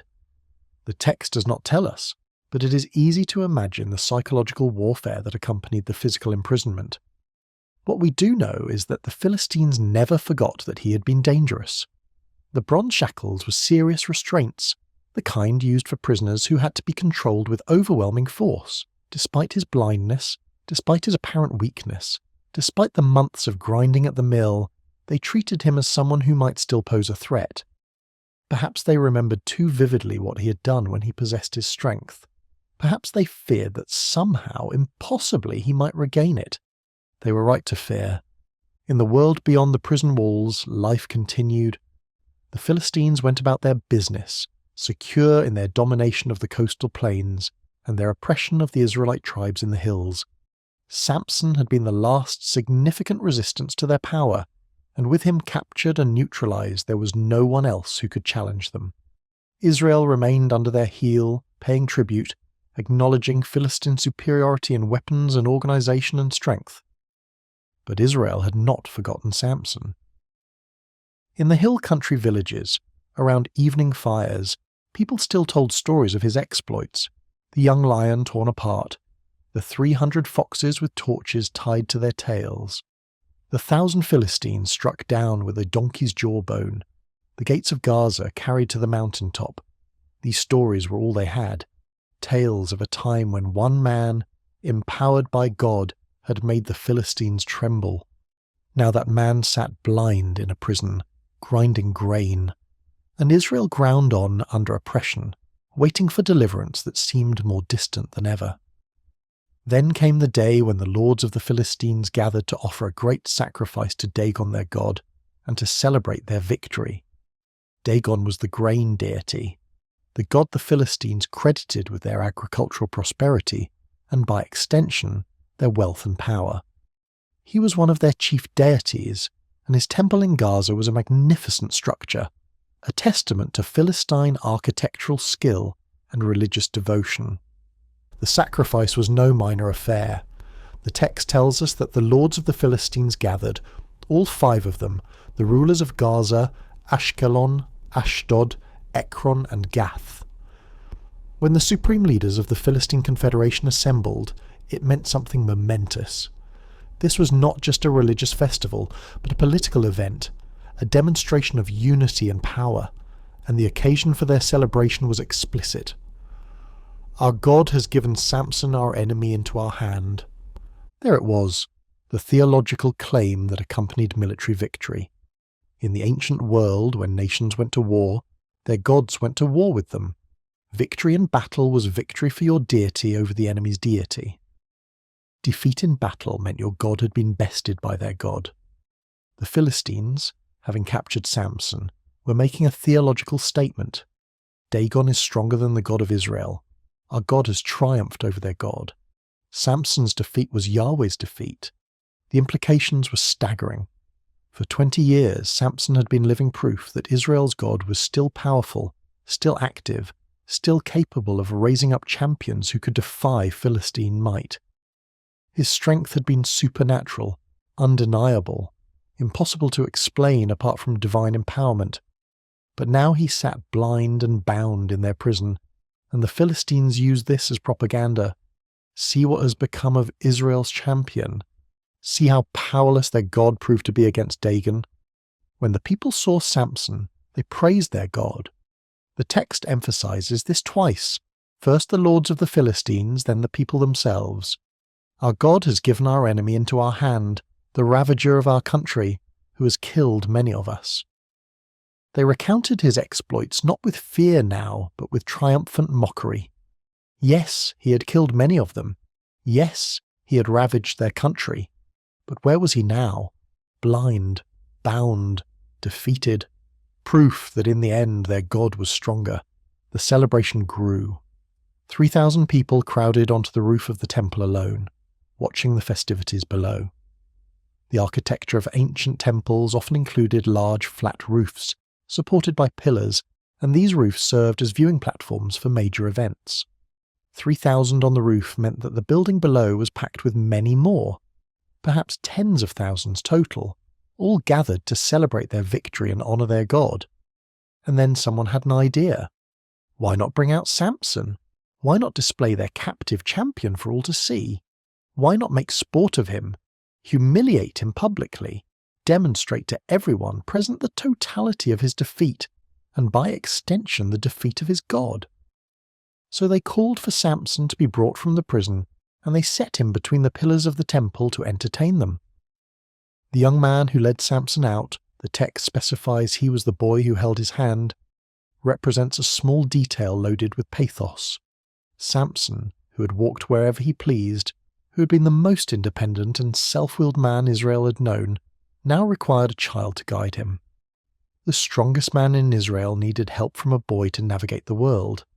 The reversal was complete. They made him perform for them.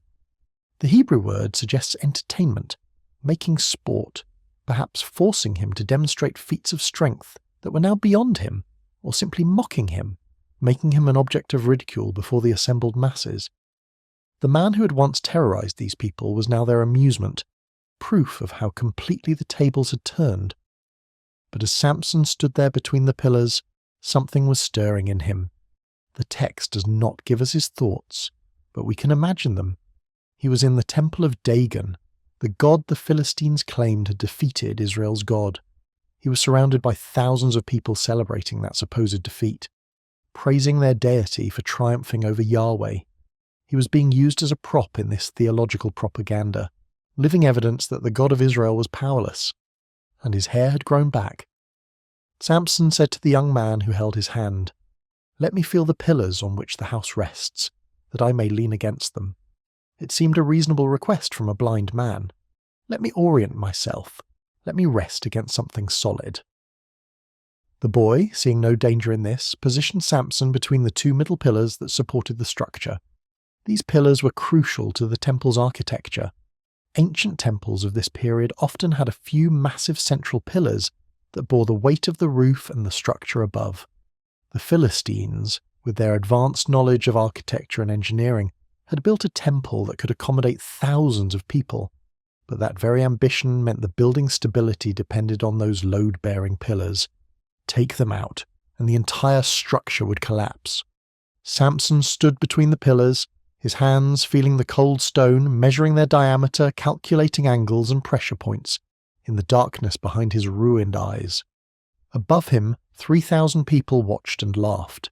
Around him, thousands more celebrated Dagon's victory. The lords of the Philistines lounged in places of honour, secure in their triumph. The temple was full to capacity, packed with the leadership and population of Philistine society. And then Samson prayed. It was the first prayer recorded in his entire story, beyond his plea for water after killing the 1,000 men. For 20 years as judge, through all his exploits and adventures and battles, there is no record of Samson seeking God in prayer. He had lived as though his strength was his own, as though he could simply call on it whenever needed without maintaining any relationship with its source. He had taken God's gifts for granted, used them for personal vendettas, squandered them in pursuit of his own desires. But now, blind and broken and standing in the temple of a false god, Samson finally prayed. And the prayer was remarkable for both what it said and what it revealed. O Lord God, please remember me and please strengthen me only this once. O God, that I may be avenged on the Philistines for my 2 eyes. Remember me. The plea of someone who knows they have been forgotten, or fears they have been. Remember me, see me, acknowledge me, return to me. It was the prayer of a man who understood that God had departed, that the relationship had been broken, that he had no claim on divine favour. He was not demanding, not presuming, not taking for granted. He was asking, pleading, begging to be remembered. Strengthen me only this once, not restore me permanently, not give me back everything I lost, not return me to what I was. Just once more. One final gift of strength, one last surge of power, one more moment of divine empowerment. It was the prayer of someone who knew they had wasted their gifts, who understood they had squandered their calling, who had no right to ask for anything but asked anyway. That I may be avenged on the Philistines for my 2 eyes. Even in this moment, Samson's motivation was personal. Not that I may deliver your people, not that I may vindicate your name, not that I may strike a blow for Israel. Instead, revenge for my eyes, payback for what they did to me. To the end, Samson remained Samson, driven by personal grievance, thinking of his own honour, unable to fully transcend his self-centered worldview. And yet God heard the prayer. God, who had departed when Samson's consecration was violated, who had left him powerless when the Philistines seized him, who had allowed him to be blinded and bound and brought low, that same God heard the prayer of the broken man standing between the pillars. Why? Why answer this prayer after years of Samson's unfaithfulness? Why grant strength one more time to the man who had so consistently misused it?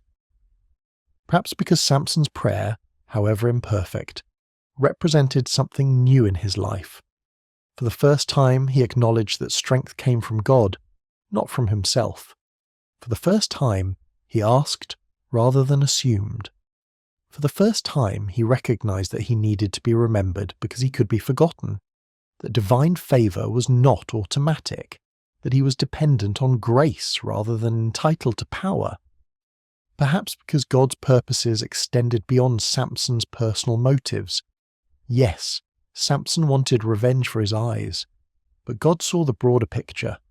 3,000 Philistines on the roof, thousands more inside, the entire leadership of the 5 cities gathered in one place, all of them celebrating the supposed defeat of Israel's God by Dagon. This was an opportunity not just for Samson's personal vengeance, but for divine vindication, for demonstrating that the God of Israel was not defeated, that Yahweh was not powerless, that Dagon had not triumphed. Perhaps because even in judgment God is merciful. Samson had failed spectacularly, had wasted his calling, had violated his vow, had lived for himself rather than for his people. By all rights, he deserved to die blind and forgotten in that prison, his potential utterly wasted. But God gave him one more chance, not to restore him to his former glory, not to undo all the consequences of his choices, but to let his death accomplish something his life had largely failed to achieve, or perhaps simply because God had called Samson from his mother's womb, had marked him as chosen before his birth, and God does not abandon those he has called, even when they abandon themselves. The calling and gifts of God, as Paul would later write, are irrevocable, not because we deserve them or maintain them through our faithfulness, but because God's faithfulness transcends our failures. Samson grasped the two middle pillars, one with his right hand and one with his left. In the darkness, he could not see the thousands of people surrounding him, could not see the ornate architecture of Dagon's temple, could not see the Philistine lords who had paid for his betrayal. But he could feel the stone under his hands, could sense the weight of the structure pressing down through these pillars into the foundation. And the Spirit of the Lord, which had left him when his hair was cut and his consecration violated, returned. One last time, the power that had made him legendary, that had enabled him to tear apart lions and carry city gates and defeat armies, that power filled him again, not permanently, not as restoration to his former status, but as a final gift for a final act. Samson bowed with all his strength. The Hebrew suggests a violent, explosive effort, everything he had channeling into this one movement, and he said, "Let me die with the Philistines." It was not a cry of despair, but a declaration of intent. Let me die. I am ready. I accept this end.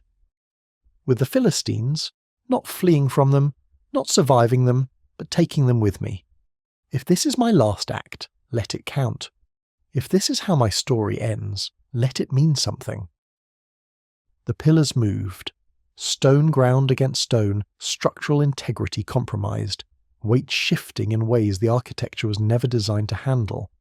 For a moment, perhaps, nothing seemed to happen. Then cracks appeared, spider-webbing up the pillars. Then the pillars themselves gave way, one or both of them shattering or toppling under the combined force of Samson's strength and the enormous weight they bore. And the temple came down, the roof collapsed first, those 3,000 people plummeting through empty air as the structure beneath them gave way. Then the walls, no longer supported by the central pillars, buckled and fell inward. Stone and timber and bronze ornaments and human bodies all cascaded down together in a roar of destruction that could be heard across Gaza. The temple of Dagon, pride of Philistine architecture and centre of their religious life, became a tomb for thousands in the space of seconds. The text is matter-of-fact about the death toll. So the dead whom he killed at his death were more than those he killed in his life. 20 years of exploits, of battles and single combats and vendettas had resulted in an impressive but limited number of Philistine deaths. The wedding companions, the 30 men of Ashkelon, the 1,000 at Lehi, various others in various conflicts, the total, while significant, was countable. But in one moment, in one final act, Samson killed more than all of those combined. The lords of the Philistines died in the collapse, all 5 of them, the entire leadership of the Philistine Confederation. The 3,000 on the roof died, the thousands more inside the temple died. The devastation was total, the blow catastrophic. Samson died there too, crushed beneath the rubble of the temple he had pulled down. The man born under angelic prophecy, marked from the womb as God's chosen instrument, blessed with supernatural strength and called to deliver Israel, he ended his life buried under stone and bodies in the ruins of a pagan temple in an enemy city. His brothers and all his father's house came down and took him, and brought him up and buried him between Zorah and Eshtaol in the tomb of Manoah his father. The family he had brought so much trouble to in his life came to claim his body in death. They carried him back to the hill country, back to the land of Dan where he'd been born, and they laid him to rest between the 2 towns that bracketed his homeland. The burial was quiet, private, a family matter. There was no state funeral, no gathering of the tribes, no public mourning for the fallen judge. Just his family, retrieving their son and brother from the rubble of his final act, bringing him home to lie with his fathers. And the text adds one final note about his judgeship. He had judged Israel 20 years. 20 years of strength and violence, of spectacular feats and personal vendettas, of supernatural power used largely for selfish ends. 20 years that changed remarkably little about Israel's situation, that left them still under Philistine domination, that produced no lasting deliverance. Except for this: in his death, Samson struck a blow that his life never achieved. The destruction of Dagon's temple and the death of the 5 lords threw the Philistine confederation into chaos. The leadership was decimated. The people were demoralized. The God they had credited with victory over Israel's champion lay powerless to prevent his own temple from becoming a mass grave. The theological propaganda they had been promoting, that Dagon was stronger than Yahweh, was dramatically refuted. It would take time for Israel to capitalize on this opening. The period of the judges was ending, and soon Samuel would arise to provide the spiritual leadership Israel needed. Saul would become their first king, and David would finish what Samson began, finally breaking Philistine power and securing Israel's independence. But none of that would have been possible without Samson's final act. In death, the man who had lived for himself finally accomplished something for his people. In destruction, the man who had built nothing lasting created an opportunity for the future. In his end, the man who had wasted most of his life gave meaning to his death. The hair had grown back, and with it, one final gift of strength, one last surge of divine power, one more demonstration that the God of Israel was not defeated, that his chosen ones, however flawed, however compromised, however broken, could still be used for his purposes when they finally surrendered their will to his. Samson died as he had lived, through violence, driven by personal motives, spectacular in his strength. But he died differently too, in prayer, in dependence on God, in acknowledgement of his need for divine power. It was not the life he should have lived, not the ending his calling deserved, but it was the ending that grace made possible, and in that grace there was a kind of redemption. The strongest man who ever lived died crushed beneath falling stone, but in dying he finally accomplished what all his strength in life could not. He struck a blow for Israel's freedom that would echo through generations, and he vindicated the God who had called him, who had never abandoned him, who granted him strength one final time. The rubble of Dagon's temple smouldered for days. Smoke rose from the ruins, visible for miles across the coastal plain, a dark column that marked the site of catastrophe. In Gaza, the survivors moved through the wreckage in stunned silence, pulling bodies from the debris, counting the dead, trying to comprehend the magnitude of what had happened. The 5 lords of the Philistines were gone. All of them, the entire ruling council of the confederation. In a single moment, the leadership structure that had maintained Philistine unity and power was decapitated. The political implications were staggering. Who would rule in Gaza now? Who would make decisions for Ashkelon, Ashdod, Ekron and Gath? How would the cities coordinate without their lords? The vacuum of power created opportunities for rivals, both within Philistine society and from their enemies. But beyond the political chaos was something more profound: theological crisis. The Philistines had gathered in Dagon's temple to celebrate their god's victory over the God of Israel. They had praised Dagon for delivering Samson into their hands, had proclaimed that their deity had proven superior to Yahweh. 3,000 people had stood on the temple roof. Thousands more had crowded inside, all of them confident in Dagon's power and their own security. And then the temple had become their tomb. Dagon's house, the centre of his worship, the symbol of his protection, it had collapsed on his own worshippers. Where was Dagon when his temple fell? Where was his power when his people needed deliverance? The God who supposedly defeated Israel's God could not even protect his own sanctuary. The irony was devastating. The Philistines had used Samson's capture as proof of Dagon's superiority, but Samson's death demonstrated exactly the opposite. Even blind, broken and enslaved, the champion of Israel's God had destroyed more Philistines in one act than he had in 20 years of exploits. Even in his final moment, with everything stripped away except his dependence on the Lord, Samson proved more powerful than all of Dagon's supposed strength. The theological message was impossible to miss. The God of Israel was not defeated. Yahweh had not been bested by a grain deity from the coast. The capture and humiliation of Samson was not divine impotence, but divine patience, allowing a flawed instrument one final opportunity to accomplish something worthy of his calling. And when that moment came, when Samson finally prayed in genuine dependence rather than entitled presumption, God answered with power that shook the foundations of Philistine society. In the Israelite hill country, news of the temple's collapse spread quickly.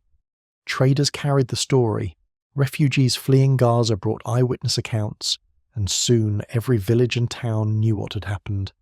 Samson, the judge they had bound and handed over to the Philistines, the troublemaker who had provoked their enemies and made life harder for everyone, that same Samson had struck a blow that changed everything. The response was likely mixed. Relief, certainly. The 5 lords were dead, which meant Philistine power was fractured and vulnerable. Pride, perhaps. One of our own did this. An Israelite brought down the temple of their god. But also complexity. Samson had been a difficult hero, selfish and undisciplined, causing as much trouble as he solved. His life had been a waste of potential, a tragedy of gifting without character. Yet his death had accomplished something undeniably significant. Manoah's family made the journey to Gaza to retrieve his body. It must have been a surreal experience, travelling into enemy territory to claim the remains of the son who had been both blessing and burden. The Philistines, devastated and leaderless, apparently allowed them to search the ruins and take Samson's body without interference. Perhaps they were too disoriented to care. Perhaps they wanted the reminder of their humiliation removed. Or perhaps even in death they feared him enough to let him go without contest. They found him in the rubble, his massive frame crushed beneath the stone he had pulled down. The body that had possessed such supernatural strength now lay broken. The mortality that had always been there beneath the power finally revealed. They wrapped him carefully, lifted him onto a cart or a bier, and began the long journey back to the hill country. The route took them from the coastal plain up into the Shephelah, the transitional foothills between Philistine and Israelite territory, and finally up into the highlands where Zorah and Eshtaol sat on their ridges overlooking the valleys below. It was the landscape Samson had known all his life, the hills he had run through as a boy with his uncut hair flying behind him, the territory he had defended in his erratic, violent way. They buried him between Zorah and Eshtaol in the tomb of Manoah, his father. The location was significant, not in one town or the other, but between them, in the space that connected his birthplace to the broader region. It was as if even in death Samson could not quite be contained within conventional boundaries, could not be fully claimed by any single place. He remained liminal, boundary crossing, defined by the spaces between rather than by firm locations. The tomb itself was a family plot, a cave or hewn chamber where Manoah had been laid to rest, where other relatives would eventually join them. To be buried with one's fathers was the traditional honour, the final return to family and heritage. For Samson, it represented a homecoming after years of wandering into enemy territory, of entanglements with foreign women, of living on the edges of his own people's community. In death, he came home. The funeral would have been a sombre affair. No crowds of mourners, no national day of grieving, no elaborate ceremonies befitting a judge of Israel. Just family, just the people who had known him as a son and brother, who had watched him grow from the miracle child of promise into the complicated, tragic figure he became. They knew his flaws intimately, had lived with the consequences of his choices, had probably argued with him and worried about him and despaired of him many times over the years. Yet they came to Gaza to retrieve his body. They brought him home, they laid him to rest with honour in the family tomb. Whatever his failures, whatever his sins, however much potential he had wasted, he was still theirs. Still the child born to a barren woman through angelic prophecy. Still the Nazirite marked from the womb. Still the man God had used, however imperfectly, to begin the deliverance of Israel from the Philistines. As they covered the entrance to the tomb and turned to walk back to their homes, they left behind a man whose story would puzzle and instruct generations to come. Samson would not be forgotten, though the memory would always be complicated, always tinged with the tragedy of what might have been. In the weeks and months that followed, The full impact of Samson's final act became clear. The Philistine confederation struggled without its leadership. The cities turned inward, focusing on their own succession crises rather than coordinating to maintain pressure on Israel. The psychological impact of Dagon's temple collapsing during a victory celebration created doubt about the reliability of their gods and the security of their position. Israel did not immediately achieve independence. That would take time and better leadership than the judge period had provided. But the balance of power had shifted. The Philistines, who had ruled over Israel for 40 years with seemingly unassailable superiority, were suddenly vulnerable.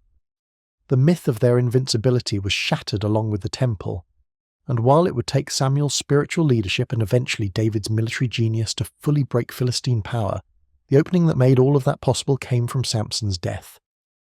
The text notes that Samson had judged Israel in the days of the Philistines for 20 years.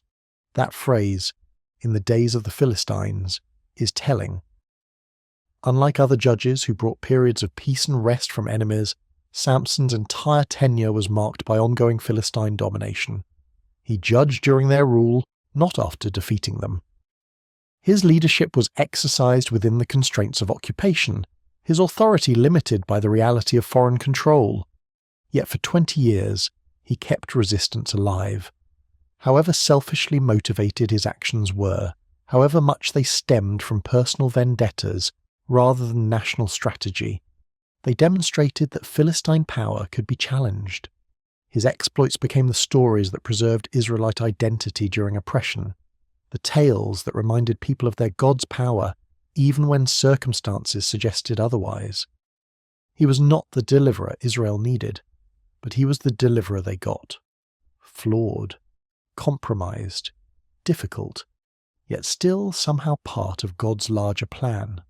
The greatest miracle of Samson's story may not be his physical strength, but God's faithfulness, despite Samson's unfaithfulness.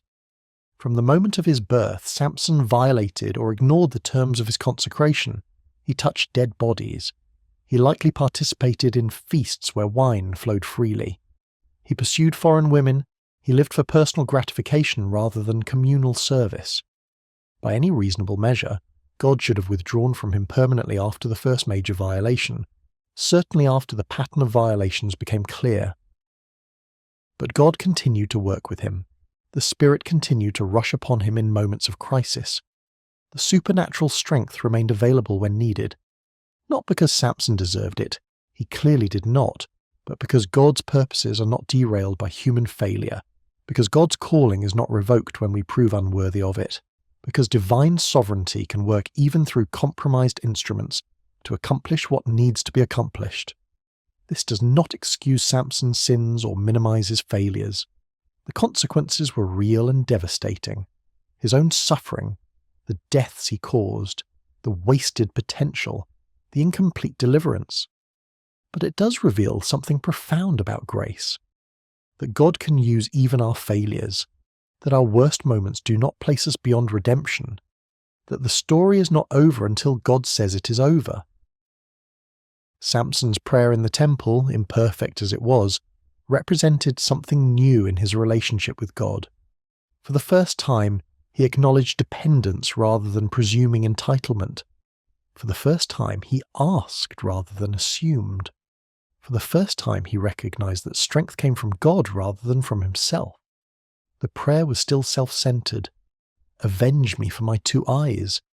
But it was at least directed to God, at least an acknowledgement that God was the source and Samson was dependent. And God heard that prayer, not because it was perfect, not because Samson had earned the right to be heard, not because his motives were pure. God heard because that is who God is, the one who hears the prayers of the desperate, who responds to those who finally turn to him even in their darkest moment, who grants strength to the weak, who acknowledge their weakness. The final gift of strength was an act of sheer grace. Samson deserved nothing.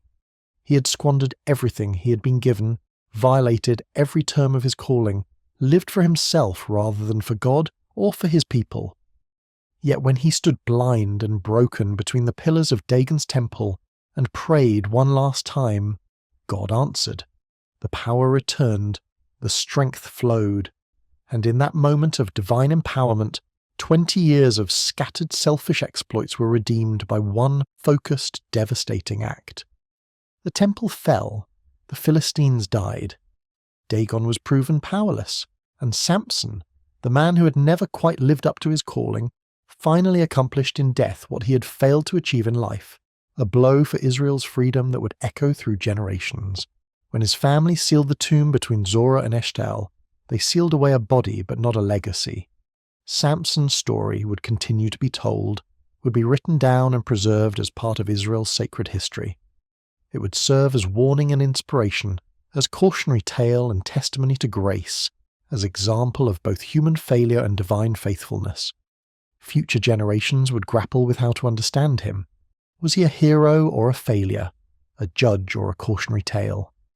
The answer, of course, is that he was both, a man of enormous potential who wasted most of it, yet still used by God to accomplish something significant. A man called to greatness who settled for self-indulgence, yet still enabled to strike a blow that mattered. A man who violated his consecration repeatedly, yet still empowered in his final moment to vindicate the God he had so poorly served. His final stand in Dagon's temple was not the life he should have lived. It was not the ending his calling deserved, but it was the ending that grace made possible, a last chance to accomplish something worthy, a final opportunity to strike a blow for God's people, one more demonstration that the God of Israel was not defeated and his purposes would prevail. The sun set over the tomb between Zorah and Eshtaol, casting long shadows across the hill country. Inside the tomb, Samson rested with his fathers, his long hair no longer a marker of consecration, but simply part of a body returned to dust. The strength was gone, the exploits were finished, the complicated, tragic life was over. But the impact remained. The 5 lords were dead. The temple was destroyed. The Philistines were in chaos, and Israel, still under oppression but no longer without hope, would eventually find leaders who could complete what Samson began. Leaders with both the gifting and the character, both the power and the wisdom, both the calling and the faithfulness to accomplish what one man's strength alone could never achieve. Samson's final stand was not the heroic triumph it might have been, but neither was it the meaningless waste it could have been. It was instead a testimony to the strange mathematics of grace, where God takes the broken pieces of our failures and somehow constructs from them something that advances his purposes, something that points beyond our inadequacy to his sufficiency, something that accomplishes what needs to be accomplished despite our unworthiness to accomplish it. The strongest man who ever lived died as he had lived, violently, dramatically, tragically. But in dying, he finally got something right. He acknowledged his dependence on God. He prayed with humility rather than presumption. And when the strength came one final time, he used it not just for personal revenge, but for something larger, something that would benefit his people, even though he would not live to see it. It was not the life he should have lived, but it was the death that redeemed the wasted years, at least partially. And in the mystery of divine grace, that was enough. Centuries after Samson's death, a writer composing what would become the Book of Hebrews paused in his catalogue of faith heroes to include a remarkable list of names. After recounting the triumphs of Abraham, Moses, and the prophets, after describing those who, through faith, conquered kingdoms, enforced justice, obtained promises, he added, "And what more shall I say? For time would fail me to tell of Gideon, Barak, Samson, Jephthah, of David and Samuel and the prophets." Samson made the list, the man who violated his Nazirite vow, who pursued foreign women, who acted out of personal vengeance rather than national strategy, who squandered most of his potential. He is numbered among the heroes of faith. The inclusion is startling, almost scandalous. By what measure does Samson belong in this company? The answer lies in understanding what the writer meant by faith. It was not sinless perfection, it was not flawless character, it was not even strategic wisdom or effective leadership. Faith, in the biblical sense, is fundamentally about trusting God rather than self, about recognizing divine sovereignty even in the midst of human failure, about God's ability to accomplish his purposes even through broken instruments. Samson's inclusion in Hebrews 11 is not an endorsement of his lifestyle or a minimization of his sins. It is instead a testimony to grace, that God can and does work through deeply flawed people, that the catalogue of faith includes not just spiritual giants, but also complicated failures who, in their best moments, pointed beyond themselves to the God who called them. Samson's final prayer and final act, whatever his impure motives, represented faith, acknowledgement that strength came from God, dependence on divine power rather than human ability, trust that God could still use him despite everything. This makes Samson one of the Bible's most important cautionary tales, precisely because he had so much and wasted so much of it. His story stands as a warning across the centuries about the dangers that await those who possess great gifts but lack the character to steward them well. The first and most obvious lesson is about the disconnect between gifting and character. Samson possessed supernatural strength from God, but that divine empowerment did not automatically produce divine character. He could tear apart lions, but he could not master his own appetites. He could kill thousands, but he could not exercise self-control. He could break every bond placed on him except the bonds of his own desires. This disconnect remains dangerously relevant. In every generation, in every community of faith, there are people blessed with extraordinary gifts, leadership ability, persuasive speech, creative talent, intellectual brilliance, supernatural empowerment, and in every generation some of those gifted people fail catastrophically, not because their gifts were false, but because gifts alone are insufficient. Character matters, discipline matters.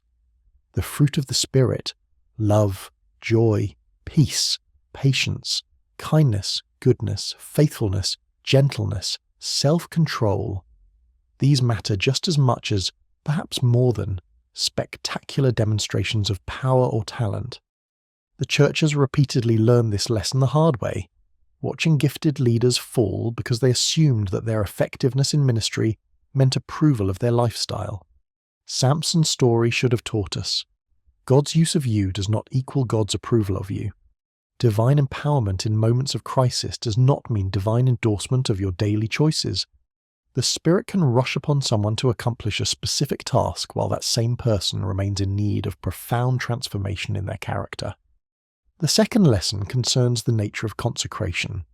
Samson was a Nazirite from birth, marked by the visible sign of uncut hair. But consecration was meant to be more than external symbol. It was supposed to represent internal reality, a life set apart for God's purposes in thought and desire and action, not just in appearance. Samson maintained the symbol while violating the substance. His hair grew long while his life grew increasingly compromised. He looked consecrated while living for himself, and this disconnect between external religion and internal reality made him a perfect mirror of Israel's own spiritual condition. The nation had the trappings of covenant relationship, the law, the priesthood, the tabernacle, the rituals, but they repeatedly abandoned the heart of that relationship through idolatry and disobedience. The warning remains urgent. Religious appearance without spiritual reality is worse than useless. It creates dangerous self-deception, making us believe we are right with God because we maintain the external markers while our hearts remain far from Him. Jesus would later condemn the Pharisees for exactly this: whitewashed tombs, beautiful outside but full of death within. Samson was an Old Testament version of that same reality. True consecration is not about symbols but about surrender. It is not about what we avoid but about who we belong to. It is not about external markers but about internal transformation. Samson had the marker without the transformation, and the result was tragedy. The third lesson involves the relationship between personal desire and divine calling. Samson was called to deliver Israel from the Philistines, but his personal desires repeatedly drew him toward Philistine women. The very people he was meant to fight he could not resist. The enemy was not just out there in the coastal cities, but in here, in the ungoverned desires of his own heart. This pattern of attraction to what should be avoided, of desire for what undermines calling, remains devastatingly common. How many people called to ministry are drawn to material wealth that distracts from their mission?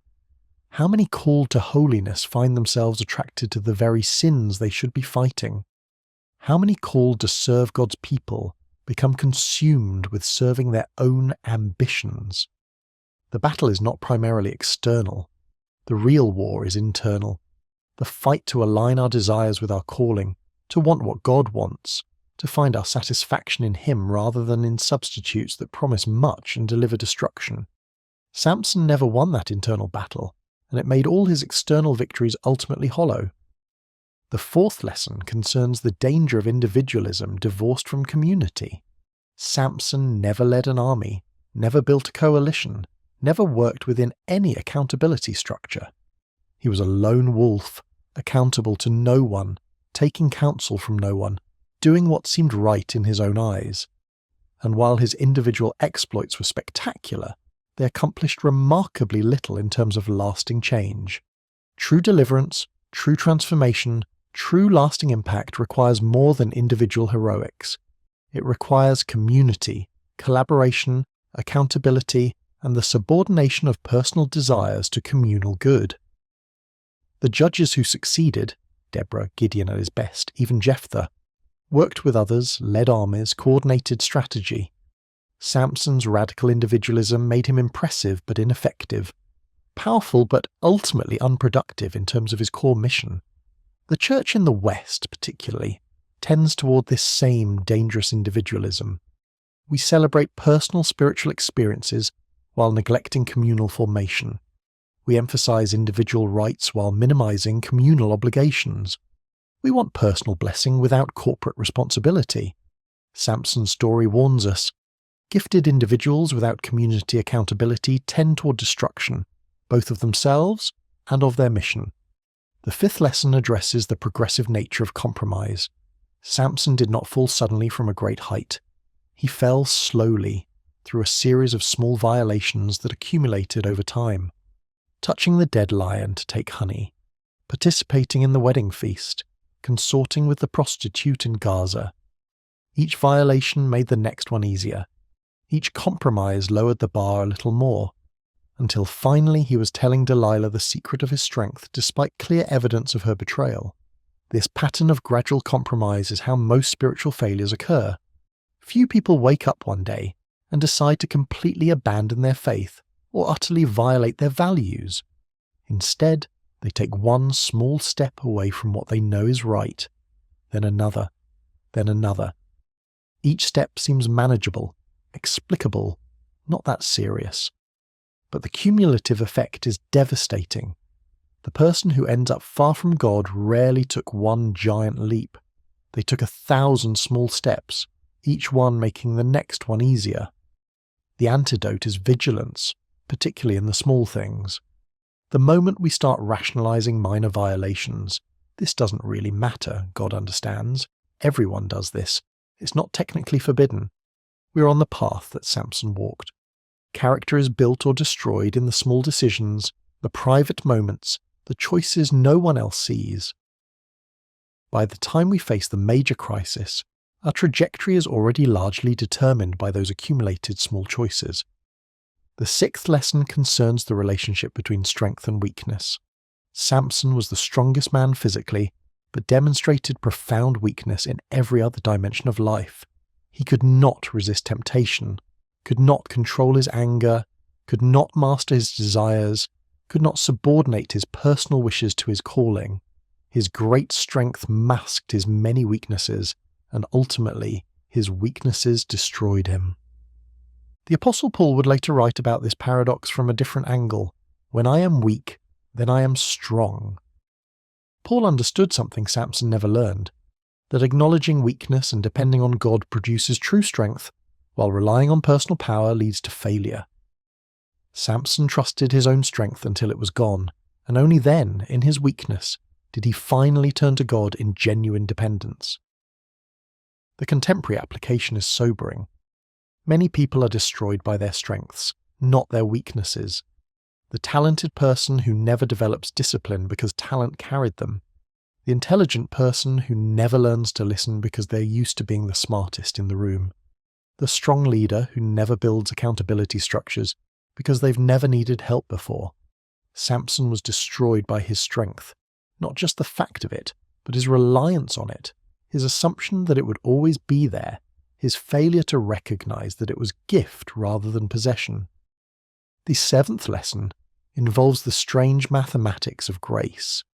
Despite everything, all the violations, all the failures, all the wasted potential, God still used Samson. The Spirit still empowered him in his final moment. His death accomplished something significant. He is numbered among the heroes of faith. This is not the easy grace that minimizes sin or the cheap grace that costs nothing. This is the scandalous grace that persists in working with broken instruments, that doesn't give up on called people even when they give up on themselves, that finds ways to accomplish divine purposes even through human failure. This grace is both comfort and challenge. Comfort because it means our failures are not the end of the story, that God can still use us despite our profound imperfections, that His purposes are larger than our inadequacies. Challenge because it means we cannot use our flaws as an excuse to stop trying, cannot point to Samson's inclusion in Hebrews 11 as justification for our own compromises. Grace covers sin, but it does not endorse it. Grace redeems failure, but it does not celebrate it. Grace works through broken instruments, but it calls those instruments to ongoing transformation. Samson's relationship to Israel's broader story provides another layer of insight. He came at the end of the judge period, when Israel had exhausted the possibilities of charismatic leadership without institutional structure. Each judge arose, performed heroically, and then died, leaving Israel without sustained leadership. The cycle repeated, each turn of the wheel grinding away more of the nation's character. Samson represented the ultimate expression of that system's failure. He was the most gifted judge in terms of raw power, yet he accomplished the least in terms of systemic change. He judged for 20 years, yet Israel remained under Philistine domination. He struck fear into enemy hearts, yet built nothing lasting. He was spectacular, yet ultimately ineffective at fulfilling his core mission. The book of Judges ends with a diagnosis. In those days there was no king in Israel. Everyone did what was right in his own eyes. Samson embodied that reality more than anyone. He did what was right in his own eyes, followed his own desires, pursued his own vendettas, and the result was a wasted life that accomplished far less than it should have. The narrative arc of Israel's history shows what came next. Samuel, who provided the prophetic and spiritual leadership the judge period lacked. Saul, the first king who represented institutional continuity but lacked character. And finally David, the king after God's own heart, who combined spiritual devotion with strategic leadership, who built lasting institutions while maintaining covenant faithfulness. Samson's failure helped demonstrate the need for something more than individual charismatic leadership. Israel needed structure, accountability, sustained godly leadership that could outlast any individual. The monarchy, for all its later failures, at least represented an attempt at something more sustainable than the judge cycle. The contrast between Samson and Christ provides perhaps the most instructive theological reflection. Both were Nazirites, Samson by divine decree from birth, Jesus by his mother's dedication and his own perfect obedience. Both were called to deliver Israel. Both died with arms outstretched between pillars, Samson between the pillars of Dagon's temple, Jesus between the pillars of thieves on Calvary. Both accomplished more in death than in life in a sense. But there the similarities end and the contrasts illuminate everything. Samson was strong but morally weak. Jesus was physically human but morally perfect. Samson violated his Nazirite vow repeatedly. Jesus fulfilled every requirement of the law flawlessly. Samson lived for himself. Jesus lived for others. Samson's death was revenge mixed with service. Jesus' death was pure sacrifice. Samson died taking his enemies with him. Jesus died to save his enemies. Samson killed thousands. Jesus gave life to millions. Samson's deliverance was temporary and incomplete. Jesus' deliverance is eternal and complete. Samson began the deliverance of Israel from Philistines. Jesus accomplished the deliverance of humanity from sin and death. Samson is remembered with ambivalence.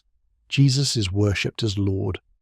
The comparison shows what true consecration looks like, what real strength is, what genuine deliverance requires. It also shows the limits of human heroism and the necessity of divine intervention. Samson, the strongest man who ever lived, could not save himself or his people. Only God himself, entering human history in the person of Jesus Christ, could accomplish what needed to be accomplished. Yet even in the contrast, there is a kind of grace. Samson, flawed as he was, pointed forward to something better. His failure highlighted the need for a perfect deliverer. His incomplete salvation created longing for complete salvation. His wasted strength underscored the need for strength joined with perfect character. In the negative space of what Samson was not, the shape of what was needed became clear. The practical applications of Samson's story remain urgent for contemporary readers. His life asks uncomfortable questions of anyone who claims to serve God. Is there a disconnect between your gifting and your character? Do you maintain external religious forms while neglecting internal transformation? Are your personal desires undermining your divine calling? Are you trusting your own strength rather than depending on God? Are you walking the path of gradual compromise? Is your individualism keeping you from the accountability and community you need? These questions matter because the stakes are high. Wasted potential is tragic not just for the individual, but for everyone who depends on them. Samson was called to deliver Israel, and his failure to fully embrace that calling meant Israel suffered longer under oppression. When gifted people squander their gifts, others pay the price. When called people ignore their calling, the mission suffers. When strong people refuse to develop character, those they could have helped go without help. But Samson's story also offers hope, particularly in its ending. Even after everything, all the violations, all the failures, all the years of waste, there was still a final moment of grace.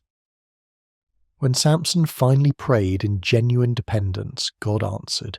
When he finally acknowledged that strength came from God rather than himself, the strength returned.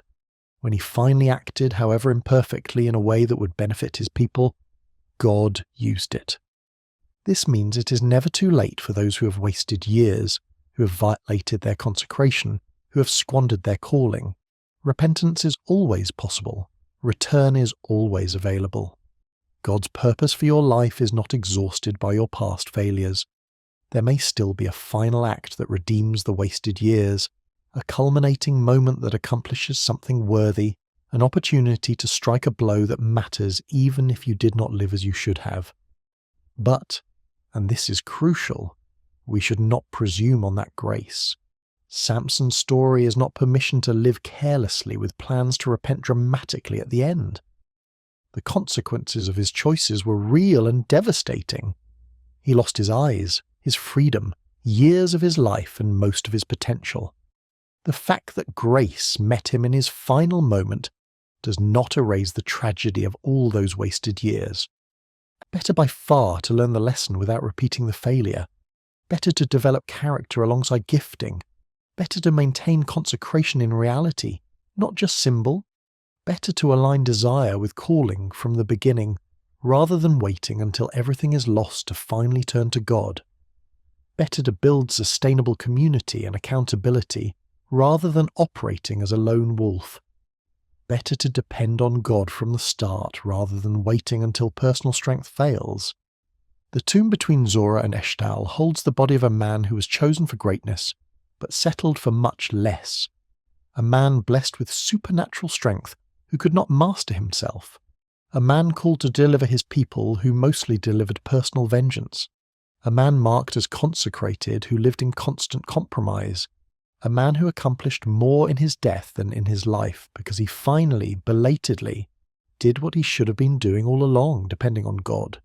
His legacy is mixed, a warning about wasted potential, yet also a testimony to grace.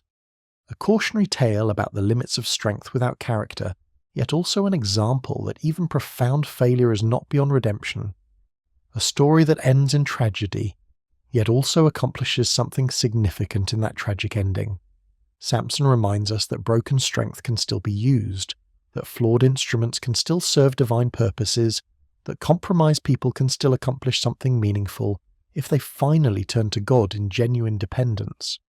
But he also reminds us of the terrible cost of living for ourselves rather than for our calling, of trusting our own strength rather than God's power, of maintaining external religion while neglecting internal transformation. The strongest man who ever lived was broken by his own weakness. But in his brokenness, when he had nothing left to rely on but God, he finally struck a blow that mattered. It was not the life he should have lived, but it was the death that grace made possible. And in the strange economy of divine purpose, even that was enough to secure his place in the story of faith, not as a hero without flaws, but as a flawed man who, in his final moment, pointed beyond himself to the God who could still use him. May we learn from his failures without repeating them. May we embrace our calling more fully than he embraced his. May we develop character to match our gifting. May we depend on God from the beginning rather than waiting until we have lost everything. And may we remember that the goal is not just spectacular demonstrations of power, but sustained faithfulness, not individual heroics, but communal transformation, not personal glory, but God's purposes accomplished through lives fully consecrated to him. The story of Samson ends in a tomb between two towns, the strongest man reduced to dust. But the lessons of his story live on, still speaking, still warning, still testifying to both the tragedy of wasted potential and the persistence of grace. In every generation his story asks, will you be mastered by your strength, or will you depend on God's? Will you live for yourself, or for your calling? Will you maintain the symbol while violating the substance, or will your consecration run deep? The choice remains ours, the calling persists, and the God who worked through even Samson's failures stands ready to work through anyone who will finally, fully surrender their strength and depend on his.